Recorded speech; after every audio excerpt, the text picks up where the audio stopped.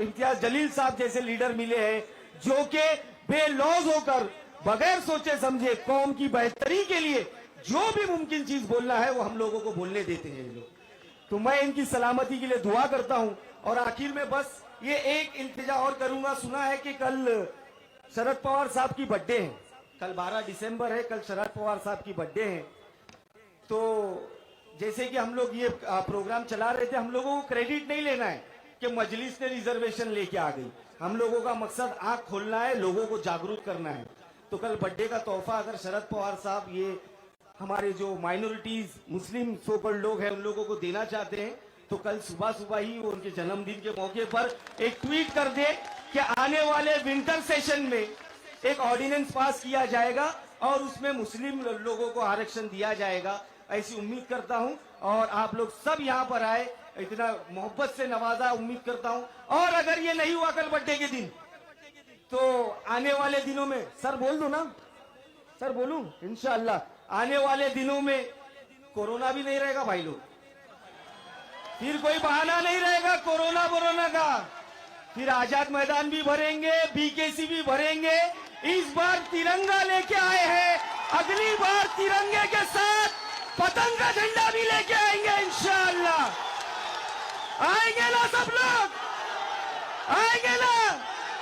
ये हमारा हक है, इस हक को हम लोग कानूनी तौर से, संवैधानिक तौर से जैसे हासिल करना है वैसे हासिल करेंगे इंशाअल्लाह। बहुत बहुत शुक्रिया। जय हिंद, जय महाराष्ट्र। बीच में जो भाई तिरंगा लेके खड़े हुए हैं, बड़ा सा तिरंगा, उसको झुका के ना रखे, झुका के रखना सही नहीं होता है। ये थे हमारे फारूक शाब्दी साहब, शोलापुर सदर। इसके बाद मैं जिन्हें दावत देने जा रहा हूं, मुंबई जनरल सेक्रेटरी कारपोरेटर जनाब सालिम कुरैशी साहब। सालिम कुरैशी साहब से रिक्वेस्ट करूंगा वो यहाँ राइस पे।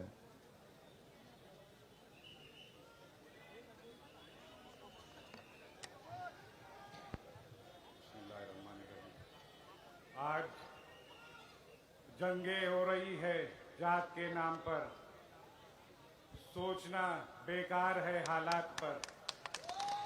हम गैरों की फिक्र क्या करें, हमारी खुद की कट रही है खैरात पर।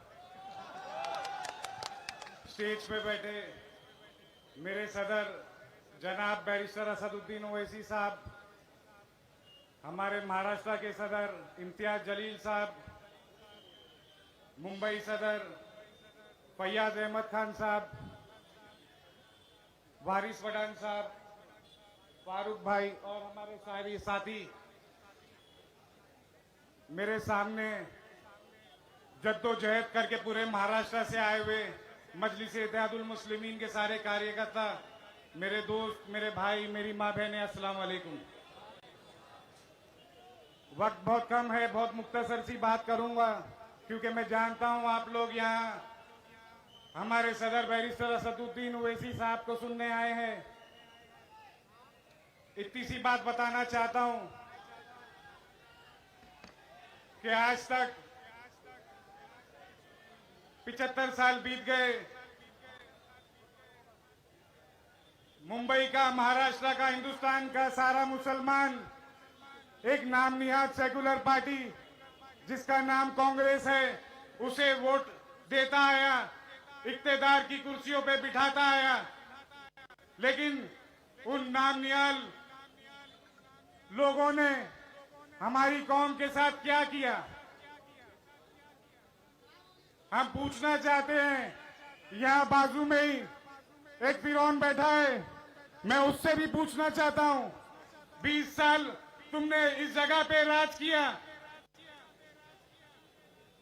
आज अल्लाह ने उसे दिखा दिया कि देख ले तेरी औकात क्या है। आज परेशान है, हमारे तालुका सदर ने एक काम करके दिखा दिया जो तू कई दिनों से कोशिश कर रहा था कि ये प्रोग्राम ना हो, और उसने चांदीवली में प्रोग्राम ले लिया अल्हम्दुलिल्लाह। तो मैं बोलना चाहता हूं, सुन, एक हमारा तालुका अध्यक्ष इतना बड़ा काम कर सकता है तो सोच, यहाँ पे मुंबई के, महाराष्ट्र के और हिंदुस्तान के इतने बड़े बड़े शहर बैठे और उन्होंने आज ठान लिए कि मुस्लिम आरक्षण हम लेके रहेंगे इंशाअल्लाह। 15 साल तुमने महाराष्ट्र में हुकूमत की। 1999 से लेके 2014 तक मुसलमान चीखता रहा, चिल्लाता रहा, अपना हक मांगता रहा, लेकिन आप लोगों के कान पे जू नहीं रहेगी। कई मुसलमान एमएलए थे उस वक्त असेंबली में, लेकिन उनके मुंह में दही जमा हुआ था, कोई बोलना नहीं चाहता था हमारे हक के लिए। 2014 आया, उनको पता चल गया था कि अब इनकी हुकूमत नहीं आने वाली है, तो हमें आरक्षण का एक लॉलीपॉप दे दिया गया कि अब हमारी सरकार आएगी तो हम ये ऑर्डिनेंस पास करते हैं, हमारी सरकार आएगी तो कानून बना दिया जाएगा।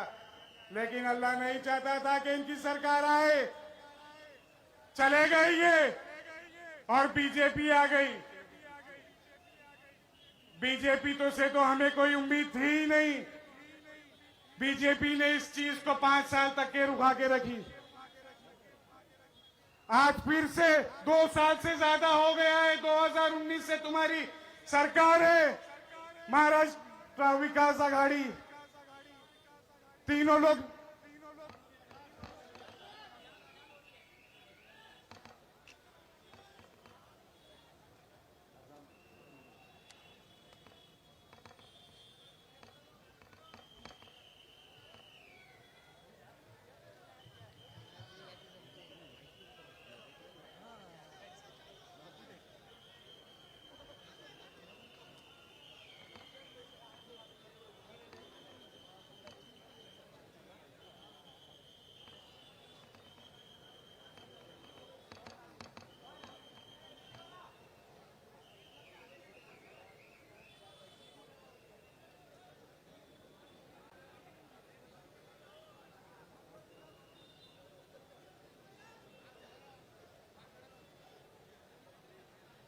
अजान का एहतराम करो भाई लोग।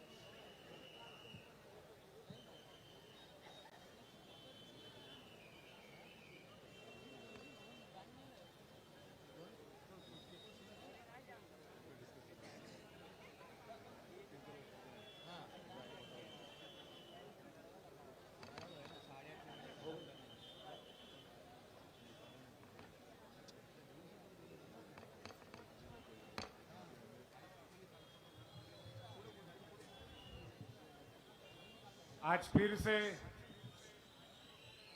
ये सरकार में है, लेकिन ये दबे कुचले लोग हैं। इनके साथ में रहने वाले जितने भी एमएलए हैं, मैं बोलना चाहता हूं, उसमें अफसोस की बात है कई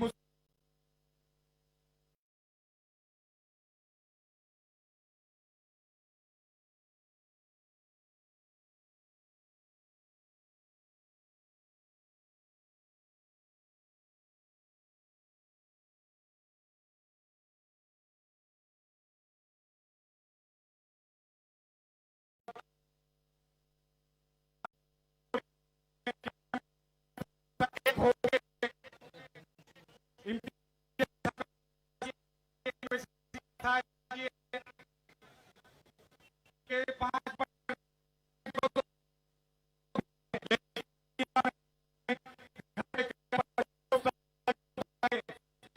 जो लड़ाई है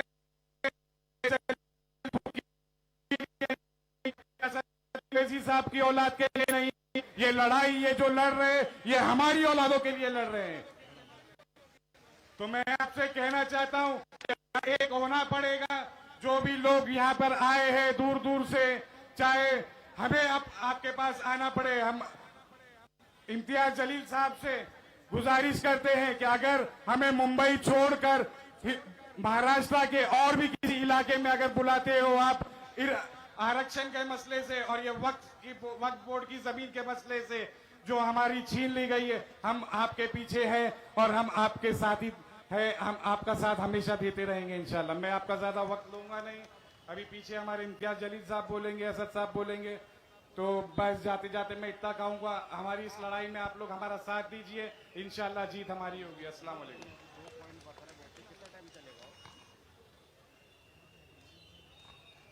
ये थे मुंबई जनरल सेक्रेटरी जनाब हाजी सलीम करीम कुरैशी साहब। इसके बाद मैं जिन्हें मदऊ करना चाह रहा हूँ महाराष्ट्र सरकार में मेंबर असेंबली जनाब फारूक शाह साहब, हमारे आमदार फारूक शाह साहब।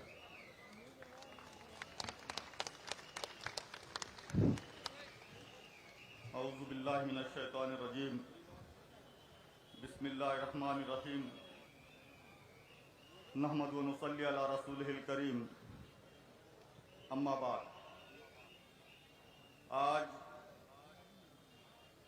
इस अज़ीमुश्शान जलसे के सद्र रहनुमाए कौम मिल्लत अलहाज बैरिस्टर असदुद्दीन साहब, हमारे रहनुमा महाराष्ट्र मजलिस इत्तेहादुल मुस्लिमीन के सद्र खासदार इम्तियाज जलील साहब, साबिक एमएलए फैयाज खान साहब, साबिक एमएलए वारिस पठान साहब, मोइन भाई, सानुल सैयद भाई और यहाँ पर मौजूद तमाम साथियों, बुजुर्गों और दोस्तों, आज जिन दो बुनियादी मुद्दों पर हम लोगों ने यहाँ पर एक एहतजाजी जलसे का इनेकाद किया है, आप लोगों ने देखा होगा कि सिर्फ महाराष्ट्र ही नहीं बल्कि पूरे हिंदुस्तान के कोने कोने में मुसलमानों, दलितों और अक़लियतों के हुकूक को हासिल करने के लिए हमारे रहनुमा बैरिस्टर असदुद्दीन साहब हमेशा हम लोगों की नुमाइंदगी करते हैं। साथियों, आप लोगों ने देखा होगा कि गुज़िश्ता दिनों में जब खासदार इम्तियाज जलील साहब और वारिस पठान साहब आमदार थे, एमएलए थे, उस वक्त भी उन्होंने बारहा अक़लियतों और दलितों के मसाइल पर बात की। उसके बाद हम आमदार बनकर आए और अल्हम्दुलिल्लाह हम भी उन्हीं की तर्ज पर हमारे जितने भी अधिवेशन हुए उसमें हमने मुसलमानों, अक़लियतों और दलितों के हुकूक के बारे में बात की है। साथियों, आपने देखा होगा ये जो नाम नेहाद सेकुलर पार्टी के जो लीडरान है, गुज़िश्ता दिनों में जब बीजेपी की सरकार हुआ करती थी उस वक्त ये चोला पहनकर अपने आप को सेकुलर बोलते थे और मुस्लिम रिजर्वेशन के लिए आवाज उठाते थे। लेकिन आज जब वो सत्ता में है, सत्ता में होने के बावजूद उनको मुसलमानों के रिजर्वेशन की बात याद नहीं आ रही है। इसलिए आज असदुद्दीन साहब और इम्तियाज जलील साहब के नेतृत्व में हम लोग ने उनको जगाने के लिए एक भरपूर और कामयाब कोशिश की है। और मैं आप लोगों को बताना चाहूंगा कि अल्हम्दुलिल्लाह आज का ये प्रोग्राम, आज का ये जलसा इतना कामयाब रहा है कि हुकूमत की नींद उड़ गई है। साथियों, आप लोगों ने देखा होगा जिस तरह से इम्तियाज जलील साहब के हुक्म पर हमने जो लीडरान मुस्लिम है और राष्ट्रवादी कांग्रेस और कांग्रेस में काम कर रहे हैं, हमने उनको भी मदद किया और उनको भी कहा कि ये सिर्फ एमआईएम के मुसलमानों का नहीं बल्कि पूरी जितनी पार्टीज है उन सभी के मुसलमानों का ये मसला है, लिहाजा आप लोग भी शिरकत करें। लेकिन अफसोस की बात है कि उनमें से कोई भी नहीं आया। आप लोगों को ये बताना चाहूंगा कि आज ये जो जाबिर हुकूमत ने हमारे लोगों को जगह जगह पर हिरासत में लिया, यहाँ तक के हमारी खवातीन को भी चांदवड़ पुलिस स्टेशन में हिरासत में ले लिया गया था, इसलिए हम लोग यहाँ आने में 2 घंटा हम लोग देर से आ पाए। आप लोगों ने देखा होगा कि मजलिस हमेशा मुसलमानों, दलितों और अकलियत के साथ अकीदत करती है और ये लोग ये जो अपने आप को सेकुलर कहते हैं, ये हमारे नाम पर सिर्फ सियासत करते हैं। अकीदत कौन करता है, सियासत कौन करता है? अकीदत कौन करता है, सियासत कौन करता है? मुझे मालूम है मेरी हिफाजत कौन करता है। हम ही ने लाज रखी है बुजुर्गों की यहाँ, वरना सभी टुकड़ों पे बिकते हैं। बगावत कौन करता है? वाखिर दावाना अल्हम्दुलिल्लाह।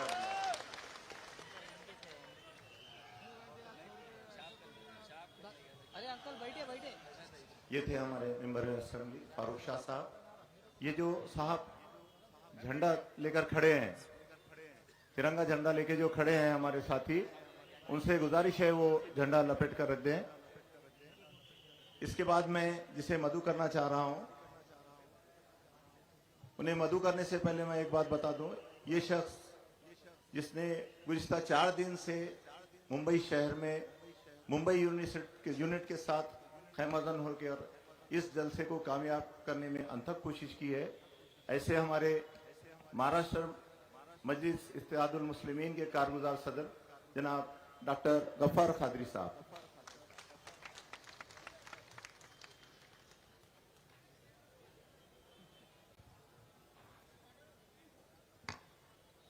शह नशीन पे मौजूद तशरीफ फरमा मजलिस इत्तेहादुल मुस्लिमीन के कौमी सदर बैरिस्टर असदुद्दीन अवैसी साहब, महाराष्ट्र के सदर और मेंबर ऑफ पार्लियामेंट मोहतरम इम्तियाज जलील साहब, बम्बई प्रेसिडेंट फैयाज खान साहब, वारिस पठान साहब, फारूक शाह साहब, सालिम कुरैशी साहब, तमाम डिस्ट्रिक्ट के सदूर, जिम्मेदारान, ओहदेदारान, महाराष्ट्र के कोने कोने से आए हुए मजलिस के साथी, मिल्लत का दर्द रखने वाले नौजवान जो नागपुर से आए हैं, सांगली सतारा से आए हैं, धूरी हमारे गांव से आए हैं, नांदेड़ से आए हैं, मेरी माएं बहनें, अस्सलाम वालेकुम। आज का दिन महाराष्ट्र की तारीख में एक यादगार दिन रहेगा, क्योंकि आज मुसलमान मजलिस के परचम तले बैरिस्टर असदुद्दीन अवैसी की सरपरस्ती में खासदार इम्तियाज जलील की सदारत में बहुत ही अहम मसले पर जमा हुए हैं। अजीजान गिरामी, मुसलमानों को रिजर्वेशन मिलना चाहिए, ये बात मुख्तलिफ कमेटियों ने, मुख्तलिफ कमीशंस ने और यहां तक के बॉम्बे हाई कोर्ट ने बताया।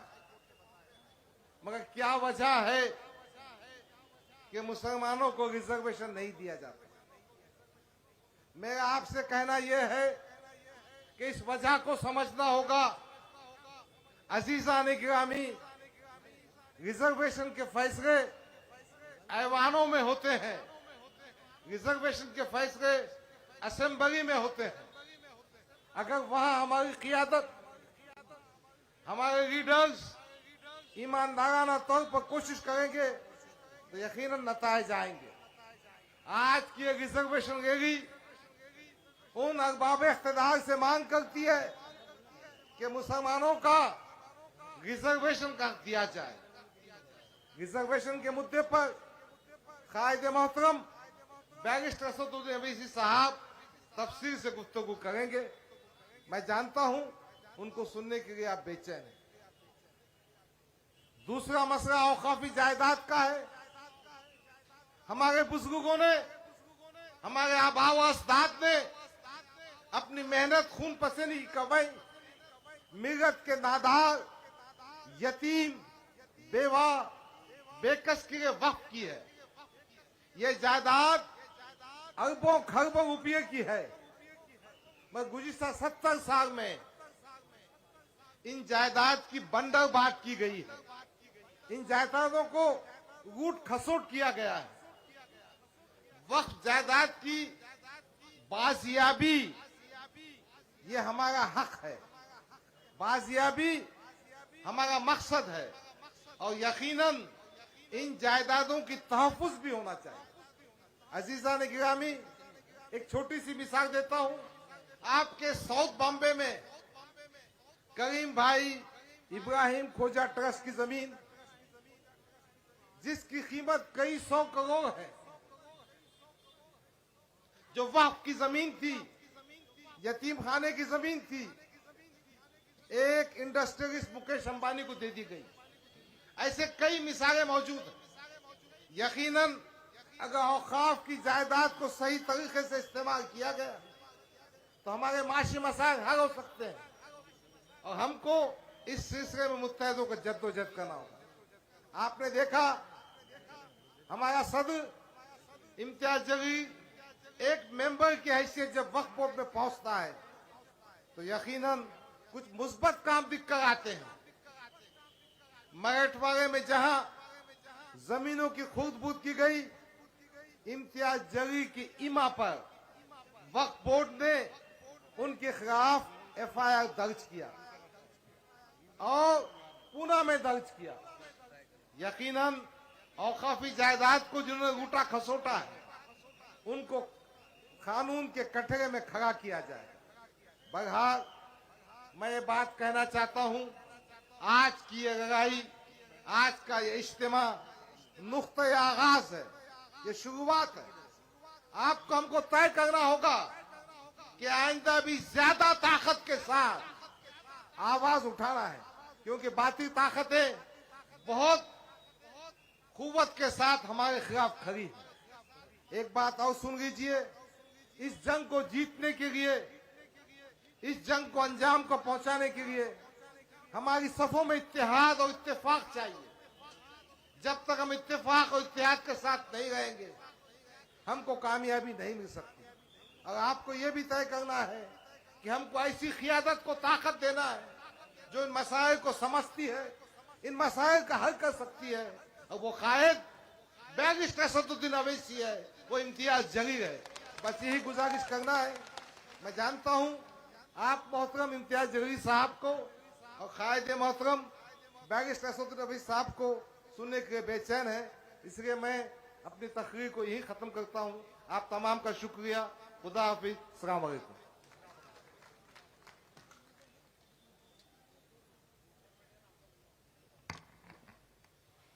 अब मैं जिसे दावत देना जा रहा हूं, जिनके सर इस अजीमुशान तिरंगा रैली का सेहरा है और जिसे कामयाब करने में आप सब लोगों का भी हाथ है और जिनकी आवाज पर सभी महाराष्ट्र के, बल्कि अब तो हिंदुस्तान के सभी लोग लब्बैक करने। हेलो जनाब इम्तियाज जलील साहब, मेंबर पार्लियामेंट।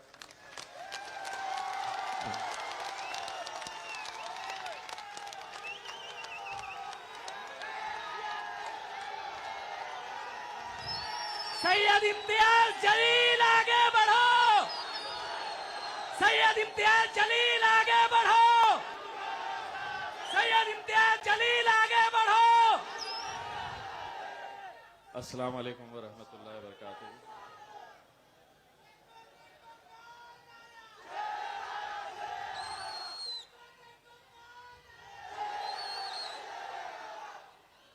मुंबई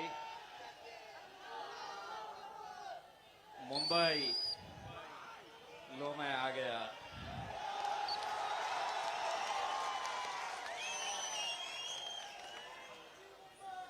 मुंबई लो मैं आ गया।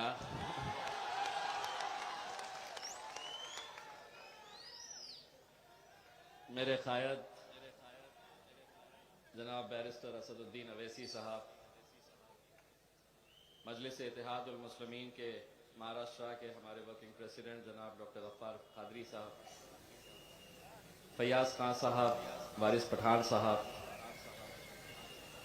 हमारे एमएलए फारूक शाह साहब, स्टेज के ऊपर मौजूद तमाम मजलिस के जिम्मेदारान, हमारी माएँ और बहनें, वो समझ रहे थे सरकार मेरी है, मैं कुछ भी कर सकता हूं। मैं समझ रहा था आवाम मेरी है, मैं कुछ भी कर सकता हूं। उन्होंने पूरी ताकत लगा दी, मैं यहां पहुंच ना सकूं, मैंने पूरी ताकत लगा दी। इसीलिए कह रहा हूं मुंबई लो मैं आ गया। अभी ये तो बस एक हमारी आवाज पर ही छा गई इतनी बौखलाहट। ये तो सिर्फ एक गुर्राहट थी, अभी दहाड़ना बाकी है।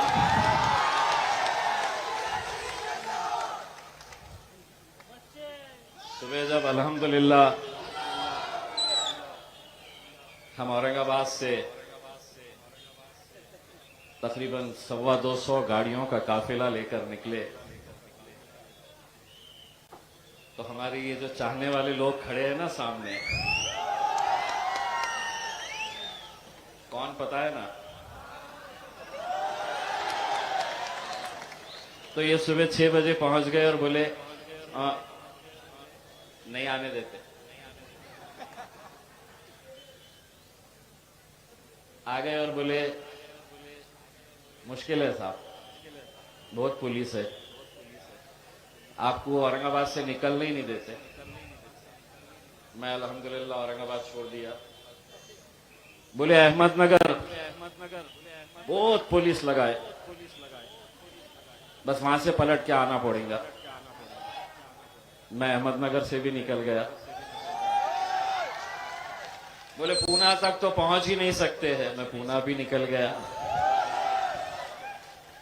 एक जगह पे रुकाए और मुझे कहे कि साहब अब इसके आगे नहीं जा सकते। मैं बोला साहब मैं इमीडिएट वापस जाता हूं, क्योंकि अगर आप मुझे सड़क से नहीं आने देना चाहते हैं, मैं अपने गाड़ियां रखूंगा और पूरे महाराष्ट्र की आवाम से कहूंगा कि ट्रेनों के ऊपर चढ़ जा, देखते हैं कौन कैसा रुकता है करके। वो अधिकारी ने बोला नहीं रुको साहब, किससे तो भी बात किया और बोला जाओ साहब। लेकिन मैंने आज इन 13 घंटों के सफर के अंदर एक बात का मुझे एहसास हुआ कि लोग यूं ही मजलिस को शेरों की जमात नहीं कहते हैं। कुछ तो है कि इतनी ताकत लगा दी गई। और मैं एक साफ शब्दों के अंदर ये कहना चाहता हूं, और मेरी बात रखने से पहले मैं महाराष्ट्र की और मुंबई पुलिस का तहे दिल से शुक्रिया अदा करना चाहता हूं। मुझे मालूम है कि जो रुकावटें पैदा की गई थी इसमें पुलिस का कोई हाथ नहीं था। आप अपना फर्ज निभा रहे थे, मैं अपना काम कर रहा था। लेकिन कौन लोग थे जो इनके ऊपर दबाव डाल रहे थे कि इम्तियाज जलील और असदुद्दीन अवैसी साहब मुंबई तक नहीं आना चाहिए करके।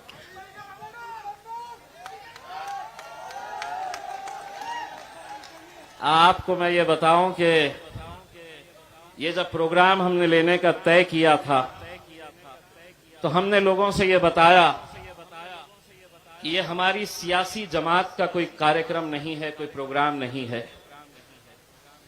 हमने तमाम कांग्रेस के, राष्ट्रवादी कांग्रेस के, समाजवादी पार्टी के, और अब तो शिवसेना भी मुसलमानों की बात करती है, उनके भी नेताओं को हमने कहा कि एक मर्तबा हम लोग क्या अपने कौम के साथ हो रहे नाइंसाफियों के लिए हम एक प्लेटफॉर्म के ऊपर नहीं आ सकते? क्या हमें उन मराठा भाइयों से सीखना नहीं चाहिए कि जिन्होंने जब अपने रिजर्वेशन के लिए सड़कों के ऊपर आंदोलन किया तो शिवसेना का मराठा हो या भारतीय जनता पार्टी का हो या कांग्रेस का हो या एनसीपी का हो, ये पूरे के पूरे मैदान में उतरे तो अपनी सियासी जमात का मफलर पहनकर नहीं उतरे, वो मराठा बनकर वहां पर उतरे।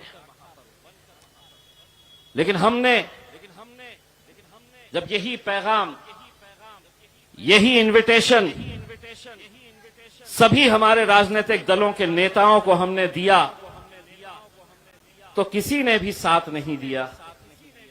बहुत इज्जत के साथ हमने इन लोगों को न्योता दिया, इनविटेशन दिया, लेकिन बाद में पता चला कि ये इज्जत के लायक ही नहीं है।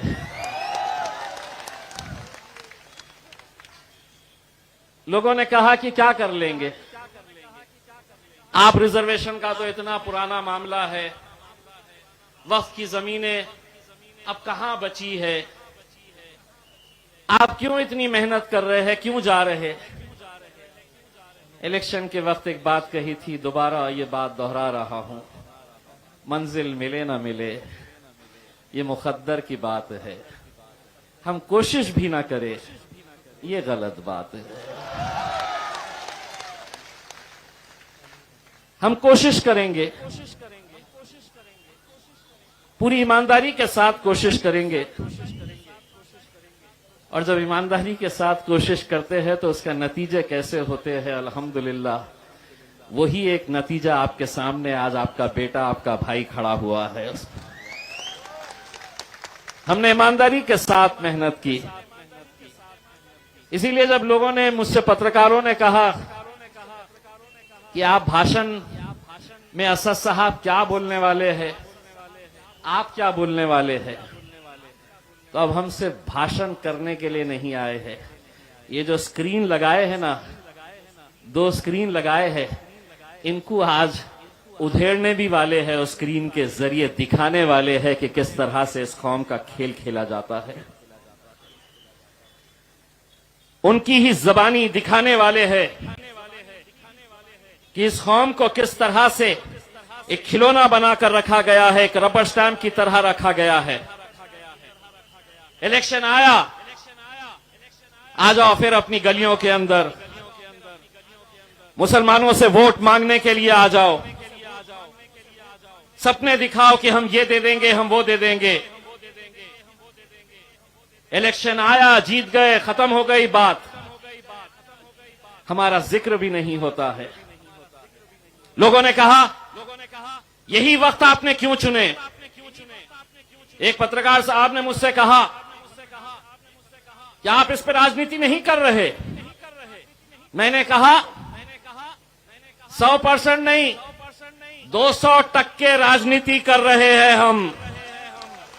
और यही वक्त क्यों कर रहे हैं कि पूरे महाराष्ट्र के अंदर नगर परिषद के चुनाव है, दोबारा हमारी चौखटों के ऊपर यही लोग आने वाले हैं।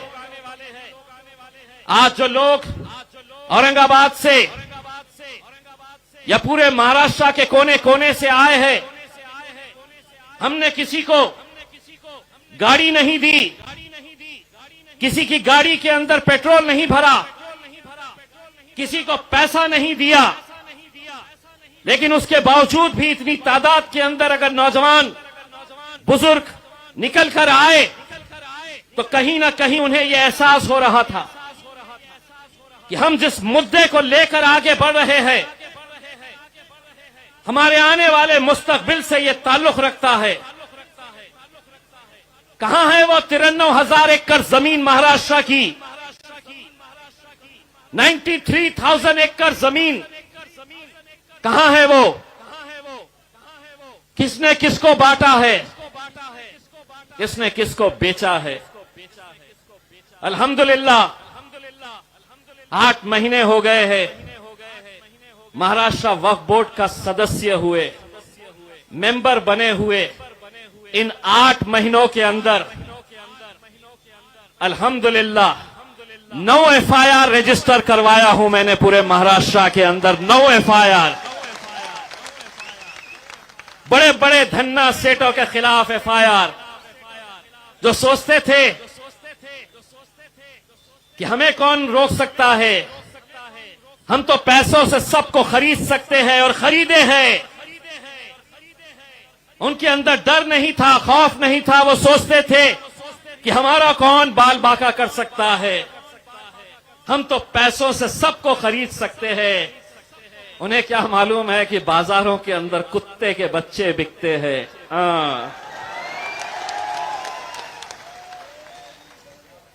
बाजार में खरीद सकते हैं, बाजार में क्या नहीं खरीद सकते?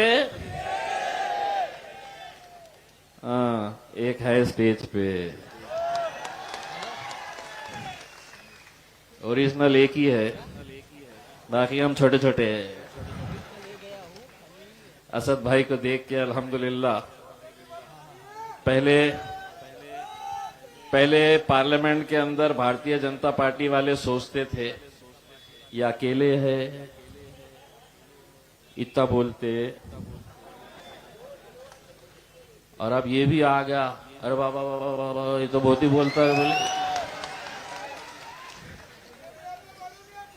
लेकिन मुझे इस बात की खुशी होती है कि जिस शख्स को अल्हम्दुलिल्लाह पूरी दुनिया देखती है, पूरे मुल्क के अंदर अगर कोई एक जानबाज पार्लियामेंट के अंदर खड़े रहकर हमारी हक की आवाज वहां पर बुलंद करता है, यह अल्लाह का फजल व करम है। उसी मेरे कायद के बाजू जाकर बैठने का शर्फ मुझे हासिल हुआ है आप लोगों की दुआओं की वजह से। यह आप लोगों की दुआओं का नतीजा है कि अल्हम्दुलिल्लाह पार्लियामेंट के अंदर जब लोग कहते थे कि ये तो सिर्फ हैदराबाद की एक ही जमात है, हैदराबाद तक महदूद है, ये 1 के 2 नहीं होंगे, तो अल्हम्दुलिल्लाह 1 के 2 हो गए, 2 के 4 होंगे, 4 के 6 होंगे, 6 के 8 होंगे और 8 के 10 भी होंगे। बशर्ते हमें जिस नेक नियति के साथ, जिस एकजहीती के साथ काम करने की जरूरत है, अगर उस तरह अगर काम करे, मैं तो मुंबई के नौजवानों के अंदर जो जज्बा और जो जोश देखता हूं, कभी कभी असद साहब को यह दिल बोलना चाहता है कि असद साहब मुंबई मेरे हवाले कर दीजिएगा, देखिए मुंबई की कैसे काया पलट कर देता कर रहे। हमारे फयाज भाई भी काम कर रहे हैं, वारिस भाई भी काम कर रहे हैं, हमारे कॉरपोरेटर्स भी काम कर रहे हैं, लेकिन कहीं ना कहीं हमको आज ये देखना होगा कि हम सिर्फ ओहदा लेंगे। महाराष्ट्र के कोने कोने से हमने कहा था कि आपको आना है, कुछ लोगों ने बहाने बनाए। मैंने जब मीटिंग लिया तो एक ने कहा मैं 40 गाड़ी लेकर आ रहा हूं, आखिर में लाया 4।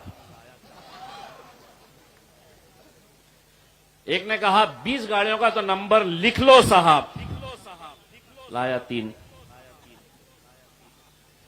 घर को जाना पड़ेगा भैया, काम करोगे तो टिकोगे, नहीं करोगे तो आपको भी जाना पड़ेगा। और ये फैसले हमको अपने पार्टी के हक के अंदर लेने पड़ेंगे। जो काम करेगा वो मजलिस के अंदर आगे बढ़ेगा, जो नहीं करेगा उसको घर में जाना पड़ेगा। क्योंकि हम ये जब जज्बा और जोश देखते हैं नौजवानों के अंदर, तो हमें भी ऐसा लगता है कि अगर औरंगाबाद से एक एमपी चुनकर आ सकता है तो मुंबई से हम 4 एमएलएस क्यों नहीं चुनकर ला सकते हैं। बशर्ते एक ताकत बनकर खड़े रहने की जरूरत है। हमारे आपसी इख्तिलाफात को खत्म करने की जरूरत है, और अगर हम वो कर पाए तो मैं समझता हूं कि पूरे महाराष्ट्र के अंदर सबसे ज्यादा जरखेज जमीन कहीं पर है तो वो मुंबई के अंदर है, जहां पर हम बहुत अच्छे नतीजे लेकर आ सकते हैं। दोस्तों, ये जब हमने निकलने का फैसला किया, पूरी तैयारी हो गई, और हां, मैंने जिस तरह से हमारे पुलिस डिपार्टमेंट का शुक्रिया अदा किया, मैं ये समझता हूं कि आज का ये कार्यक्रम अगर यहां पर हो रहा है तो वो सिर्फ और सिर्फ हमारे महाराष्ट्र के working president doctor Gaffar Qadri साहब की मेहनतों की वजह से हो रहा है कि पिछले इतने दिनों से वो यहां पर आकर बैठे और बैठकर उन्होंने जो कुछ भी मुमकिन हो सकता था वो काम किया। वरना ये आलम है हमारा कि पुलिस ने कहा नहीं करना, नहीं करेंगे, ठीक है साहब, नहीं करेंगे। ये मजलिस में नहीं चलेगा।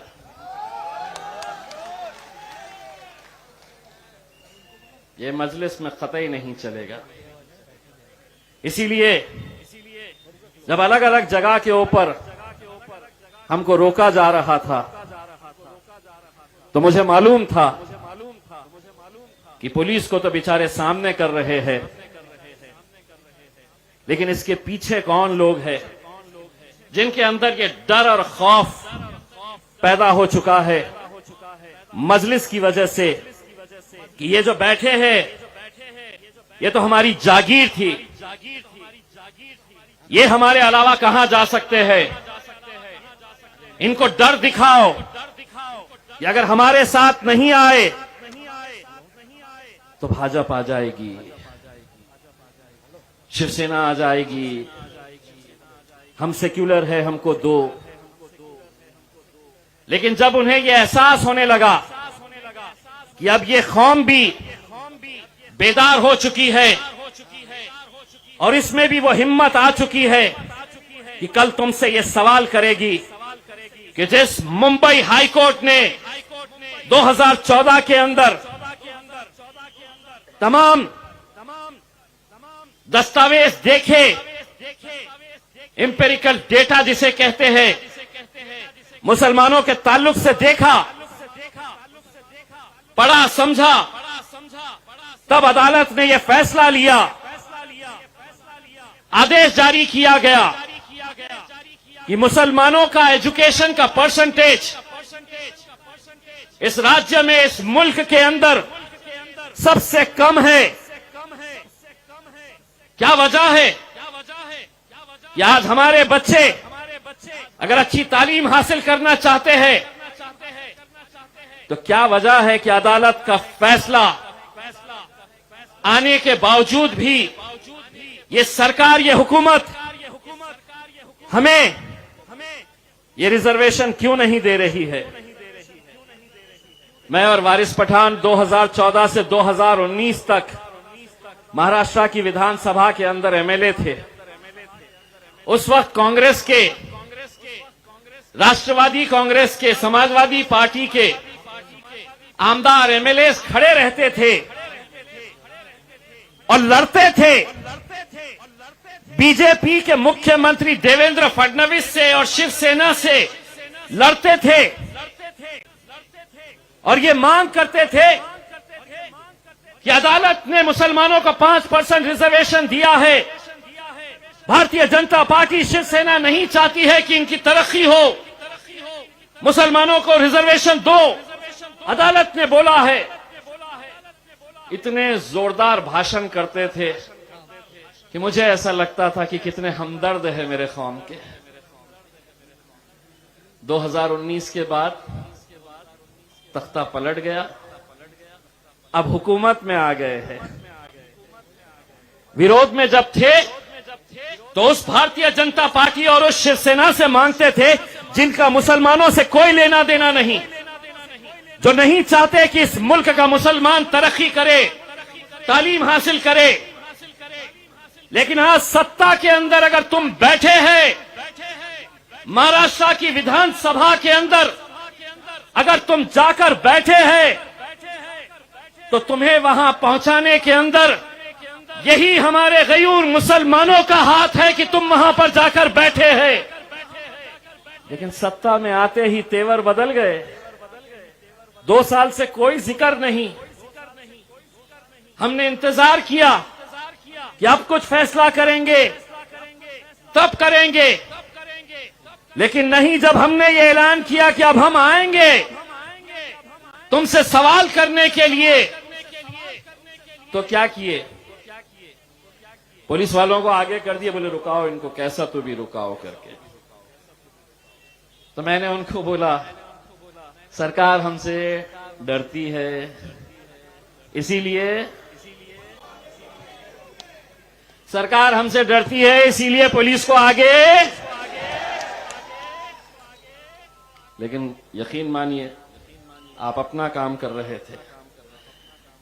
हमें मालूम है कि कौन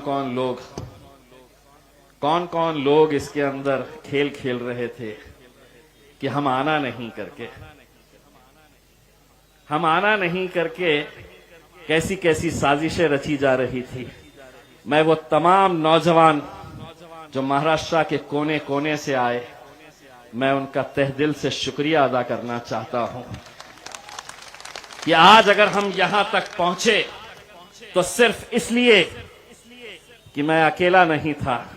जब मुझे रोकते थे तो वो देखते थे कि मेरे पीछे अल्हम्दुलिल्लाह कितनी बड़ी तादाद और कितनी बड़ी ताकत खड़ी हुई है। हद तो ये हो गई कि वाशी के पास जब हम आए नवी मुंबई में, अगर कोई वरिष्ठ पुलिस अधिकारी यहां पर मौजूद है तो सुनिए साहब, हमने अपनी किसी भी गाड़ी के ऊपर हमने अपनी पार्टी का झंडा लगाकर नहीं लाए। हमने कोई हरा नीला पीला भगवा झंडा लगाकर नहीं आए। हमने हमारे इस मुल्क के तिरंगे को हमारे गाड़ियों के ऊपर लगाकर हमने तिरंगा रैली बोलकर लेकर आए। उस तिरंगे का जिसकी हम इज्जत करते हैं, जिसके ऊपर हमें गर्व है, फख्र है। लेकिन वाशी में हमारी जैसी ही गाड़ियां रोकी गई, इतनी पुलिस थी वहां पर, इतनी पुलिस थी कि मुझे ये शक होने लगा कि मैं खासदार हूं या कोई आतंकी हूं जो इसके लिए इतने सारे लोग मेहमान मेरे इंतजार में यहां पर खड़े हुए थे करके। लेकिन वहां पर कुछ पुलिस वालों ने हमको आदेशित किया और कहा कि हम आपको आगे जाने देंगे, आप अपने गाड़ियों से ये तिरंगा निकाल दीजिए। ये वाशी के एक वरिष्ठ पुलिस अधिकारी ने, मीडिया वाले भी वहां पर थे, उनके सामने हमें यह कहा गया कि आपको अगर मुंबई जाना है तो आप तिरंगा निकालिए, अपनी गाड़ी में रखिए और आप आगे जा सकते हैं। मैंने तिरंगा निकाला, गाड़ी से खुद नीचे उतरा और मैंने कहा कि गाड़ी तू रख, मैं पैदल जाऊंगा लेकिन तिरंगे को नहीं छोड़ूंगा। और जब मेरे पीछे मेरे नौजवानों ने अपने अपने हाथ में तिरंगा लेकर हम रोड पे चलने लगे, तब पुलिस वालों को एहसास हुआ कि कुछ गलत हो गया है। फिर बोले जाओ,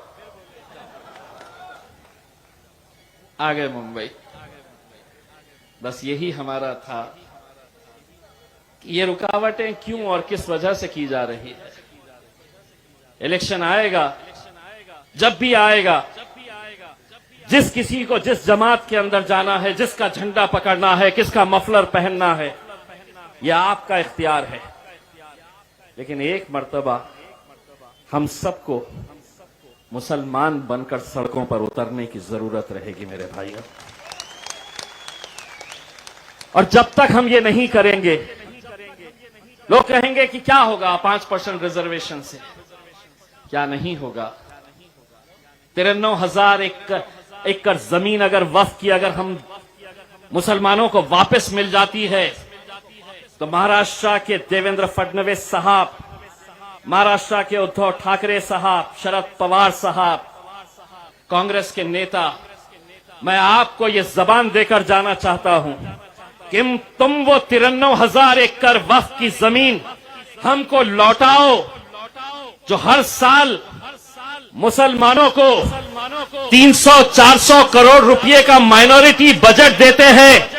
वो बजट नहीं देना, 300 करोड़ तो खैरात में हम तुम्हें दे डालेंगे। वो जमीनें हमारा हक है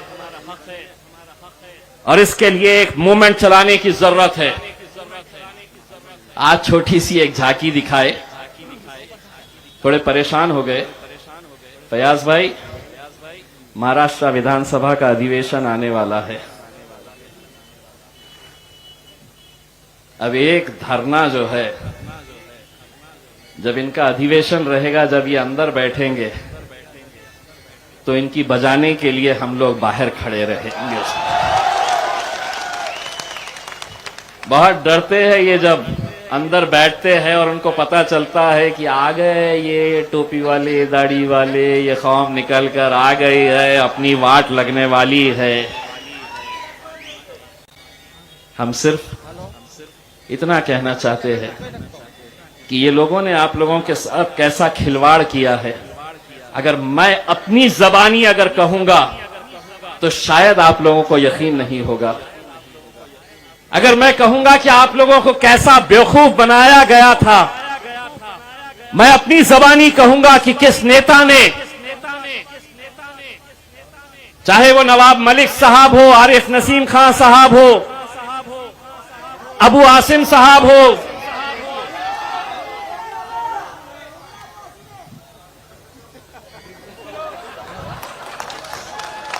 सिर्फ असद भाई ने इजाजत देना, अगला इलेक्शन तो इम्तियाज जलील उनके खिलाफ मुंबई में आके तुम्हारे घर के अंदर लड़के जाएगा और निकाल के जाएगा इंशाअल्लाह।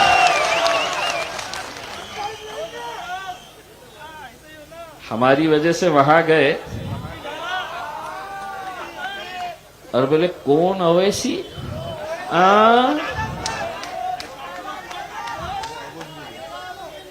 पप्पा, भूल गए। लेकिन मैं यहां जाने से पहले सरकार को यह बताना चाहता हूं कि ये मुद्दे, देखिए इस मुल्क के अंदर मुसलमान माइनॉरिटी के अंदर सबसे बड़ी मेजॉरिटी है। अगर ये मुल्क को तरक्की करना है तो मुसलमानों को पीछे छोड़कर ये मुल्क कभी तरक्की के रास्ते पर नहीं जा सकता है। अगर हमको इस मुल्क को आगे बढ़ाना है तो हमारे इन मुसलमान भाइयों की तरक्की के बारे में भी सोचना पड़ेगा और ये सरकार की जिम्मेदारी है। सरकार में जो बैठे लोग हैं उनके जो करतूते हैं वो मैं आपको दिखाऊंगा, लेकिन सरकार हमसे कितनी डरती है इसका अंदाजा मुझे कल रात में हुआ कि कल रात में सरकार ने एक नोटिफिकेशन जारी किया और रात में 12 बजे वो नोटिफिकेशन मुझे भेजा गया। आप अगर पढ़ेंगे तो आपको ये समझ में आएगा कितना डरती है। क्या लिखे है मालूम नोटिफिकेशन में? बोले मुंबई में ओमिक्रॉन है, तो इसीलिए ओमिक्रॉन की वजह से 11 तारीख यानी कि आज और 12 तारीख ये 2 दिन कोई भी धरना,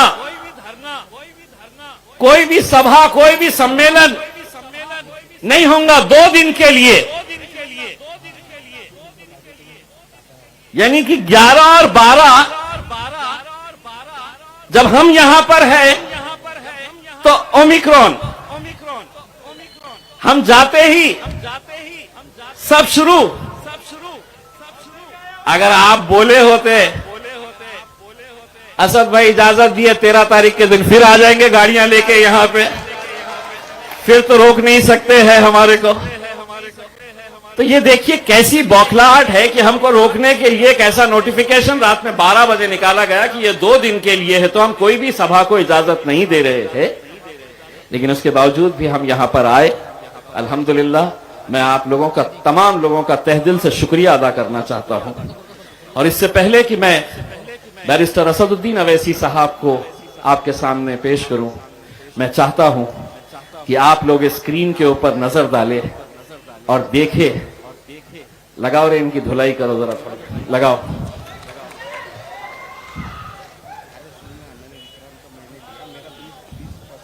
देखिए गौर से, जो देख नहीं सकते हैं मैं आपको उसके सीडी बनाकर देने वाला हूं। हर इलाके के अंदर स्क्रीन लगाना और खूब चलाना, देखिएगा। बहुत बहुत शुक्रिया। मुसलमानों का इस्तेहसाल किया, खुसूसन रियासत महाराष्ट्र में कांग्रेस, एनसीपी और समाजवादी पार्टी इसकी सबसे ज्यादा जिम्मेदार है। महाराष्ट्र में सत्ता की मलाई खाने के लिए बेताब कांग्रेस, एनसीपी और समाजवादी पार्टी ने अपने पार्टी के मुस्लिम पिट्ठुओं का और नाम निहाद सेक्युलर नेताओं की बीजेपी और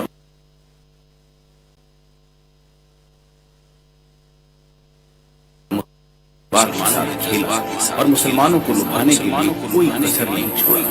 रिजर्वेशन दिलाने के बहाने खूब आवाज उठाई और महाराष्ट्र के मुसलमानों खूब सुनहरे ख्वाब दिखाए। ये देखिए, साबिक वजीर आरिफ नसीम खान और अबू आसिम आजमी समेत कांग्रेस लीडरान क्या कह रहे हैं। मराठा और मुसलमानों को आरक्षण मिलना चाहिए। अगर ये सरकार हम कोई आरक्षण नहीं देती है तो सोशली इकोनॉमिकली बैकवर्ड मुस्लिम है, हम आने वाले अधिवेशन के अंदर को चलने नहीं देंगे। और हमारी मांग सभी मिल करके, जो कांग्रेस, राष्ट्रवादी, समाजवादी और हमारे जितने लीडर हैं वो इसकी मांग करेंगे। और ये मराठा के साथ में जो सोशली इकोनॉमिकली बैकवर्ड मुसलमान है उनको आरक्षण मिलना चाहिए। 2014 में कांग्रेस की सरकार ने मुस्लिम समाज को पिछड़े पद की बुनियाद पर 4.5% आरक्षण देने का निर्णय लिया था। इसको लागू भी कर दिया गया था, चालू भी हो गया था, लेकिन सरकार ने अध्यादेश को जानबूझकर लेफ्ट होने दिया और उस दिया हुआ आरक्षण को रोक रखा है। हमारी ये मांग है कि मराठा आरक्षण के साथ साथ मुस्लिम आरक्षण को भी ताबड़तोड़ सरकार ने लागू करना चाहिए। उन लोग जो रिकमेंड कर रहे हैं कि 10% आरक्षण मिलना चाहिए, पिछली सरकार ने 5% दिया, हाईकोर्ट ने उसमें मोहर लगा दिया।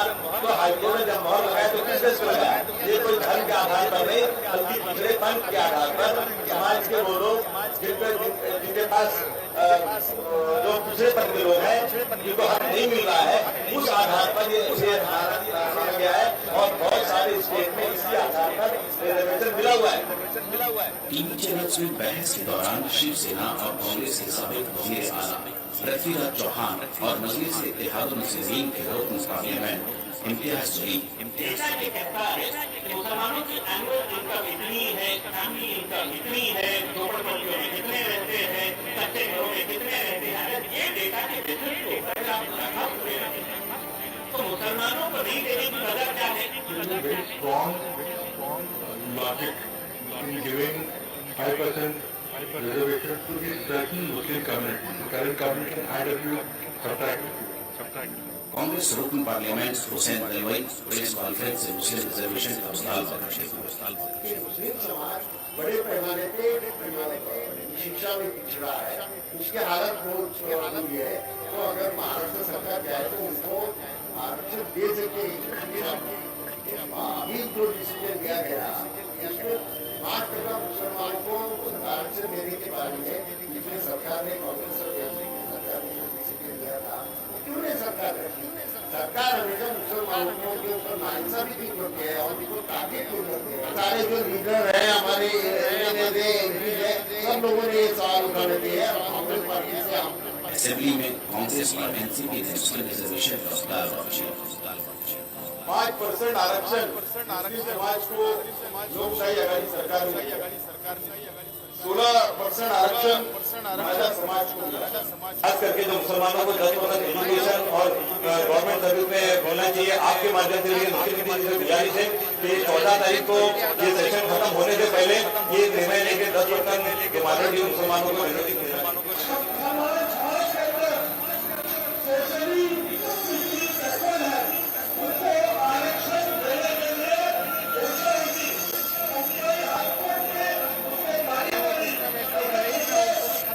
आरक्षण मात्र सरकारने शिक्षणामध्ये आरक्षण मुस्लिम समाजाच्या मुलांना दिलं आणि अध्यक्ष महोदय मान्य उत्तराने तो मान्य केलं काही मराठा आरक्षण मिळण्यासंदर्भात स्थगित मिळालं आता त्यानंतर सरकार काय कारवाई करते मोर्चे निघाले काँग्रेस स्थापन झाले तो काय निर्णय घेऊ कांग्रेस के साबिक रियासती सदर मानिकराव ठाकरे रिजर्वेशन की हिमायत करते हुए टीवी चैनल आरक्षण समाजानंतर त्यांना मिळत नाही तोपर्यंत आम्ही जाऊन आंदोलन करू आणि मुस्लिम समाजाला आरक्षण मिळालंच पाहिजे या दृष्टिकोनातून चर्चेमध्ये साबिक वजीर आरिफ नसीम खान असेंबली में मराठा और मुस्लिम रिजर्वेशन का मुद्दा आम्ही मुस्लिम समाजाचे कुठल्याही मागासलेल्या समाजाला आरक्षण द्यायला समर्थन करणार नाही आणि संपूर्ण देशामध्ये हा आम्ही आरक्षण देणार नाही या शासनाची काय मनस्थिती आहे एनसीपी के वजीर मुंडे मुस्लिम रिजर्वेशन का मुतालबा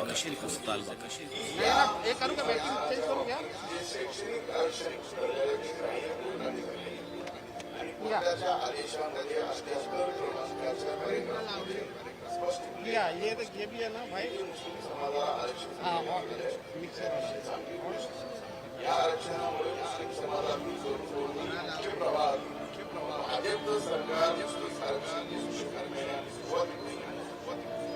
रियासती वजीर नवाज मलिक ने भी प्रेस कॉन्फ्रेंस के जरिए रिजर्वेशन की बात की और जल्दी से जल्दी करने की बात की थी।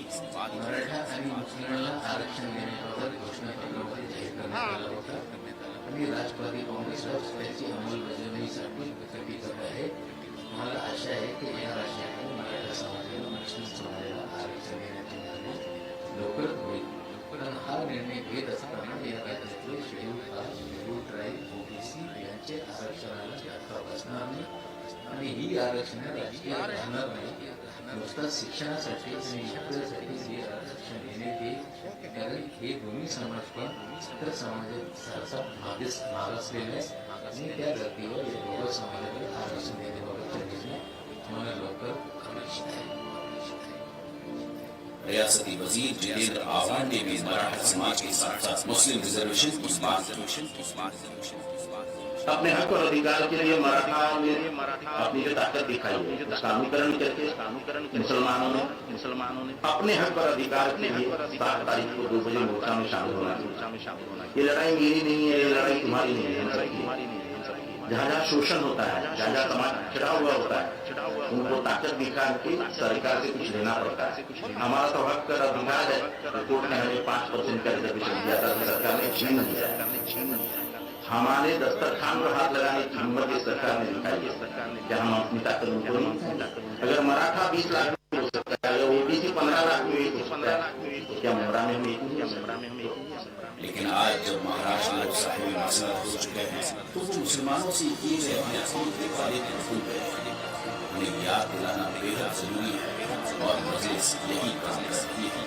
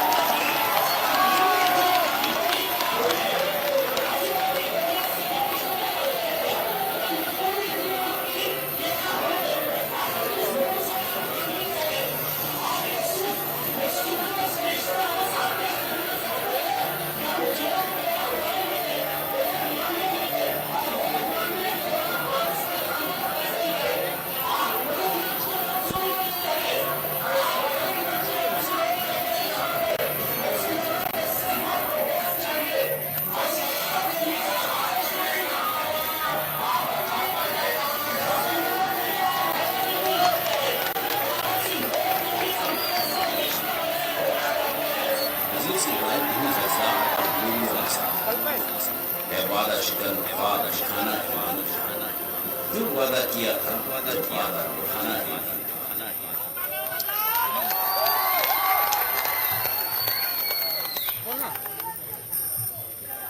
ये अभी इससे इसका वितरण का वायर लाके दिया 100 लाख ये मांगने में। अब इसके बाद मैं आपके सामने डॉक्टर खालिद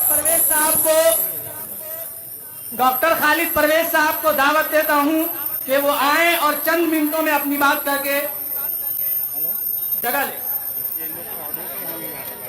डॉक्टर खालिद परवेज साहब हमारे मालेगांव के सदर हैं, इनके लिए जोरदार तालियों से इनका इस्तकबाल कीजिए।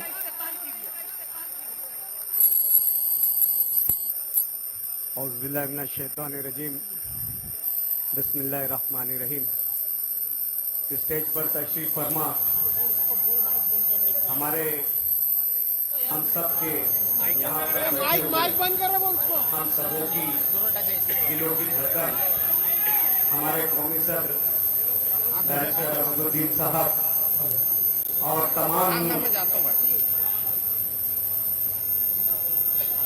मजलिस इत्तेहादुल मुस्लिमीन के जिम्मेदारान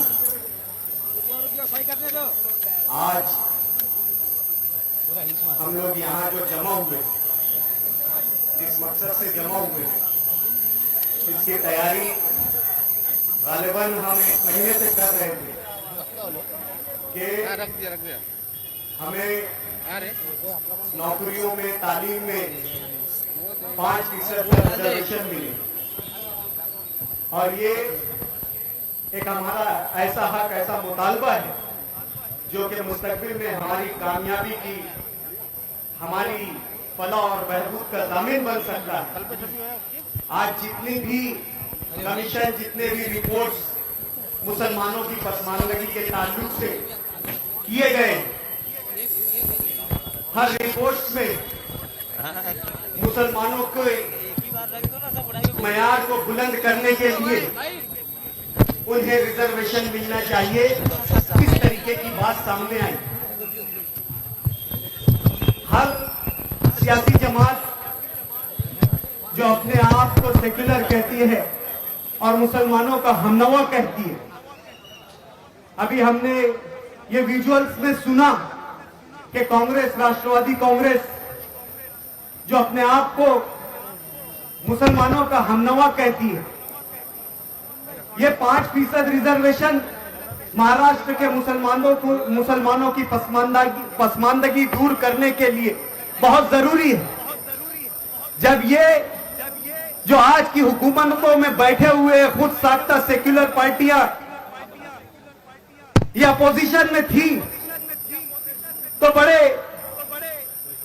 तमतराक तरीके से कहती थी कि मुसलमानों को 5% रिजर्वेशन दिया जाए, लेकिन जब ये खुद हुकूमत में आए, जब ये खुद इख्तिदार में आए तो उनका ये मुतालबा ये भूल गए।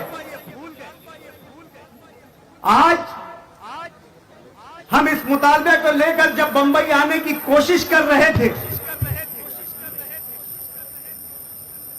हम ये चाह रहे थे कि जो लोग ये कहते हैं कि मुसलमानों की पसमानदगी दूर हो इसलिए उन्हें रिजर्वेशन मिलना चाहिए, तो हो सकता है वो खुद दे तो नहीं रहे हैं, लेकिन हम ये मुतालबा लेकर अगर मुंबई आ रहे हैं तो हमें आसानी से आने दिया जाएगा।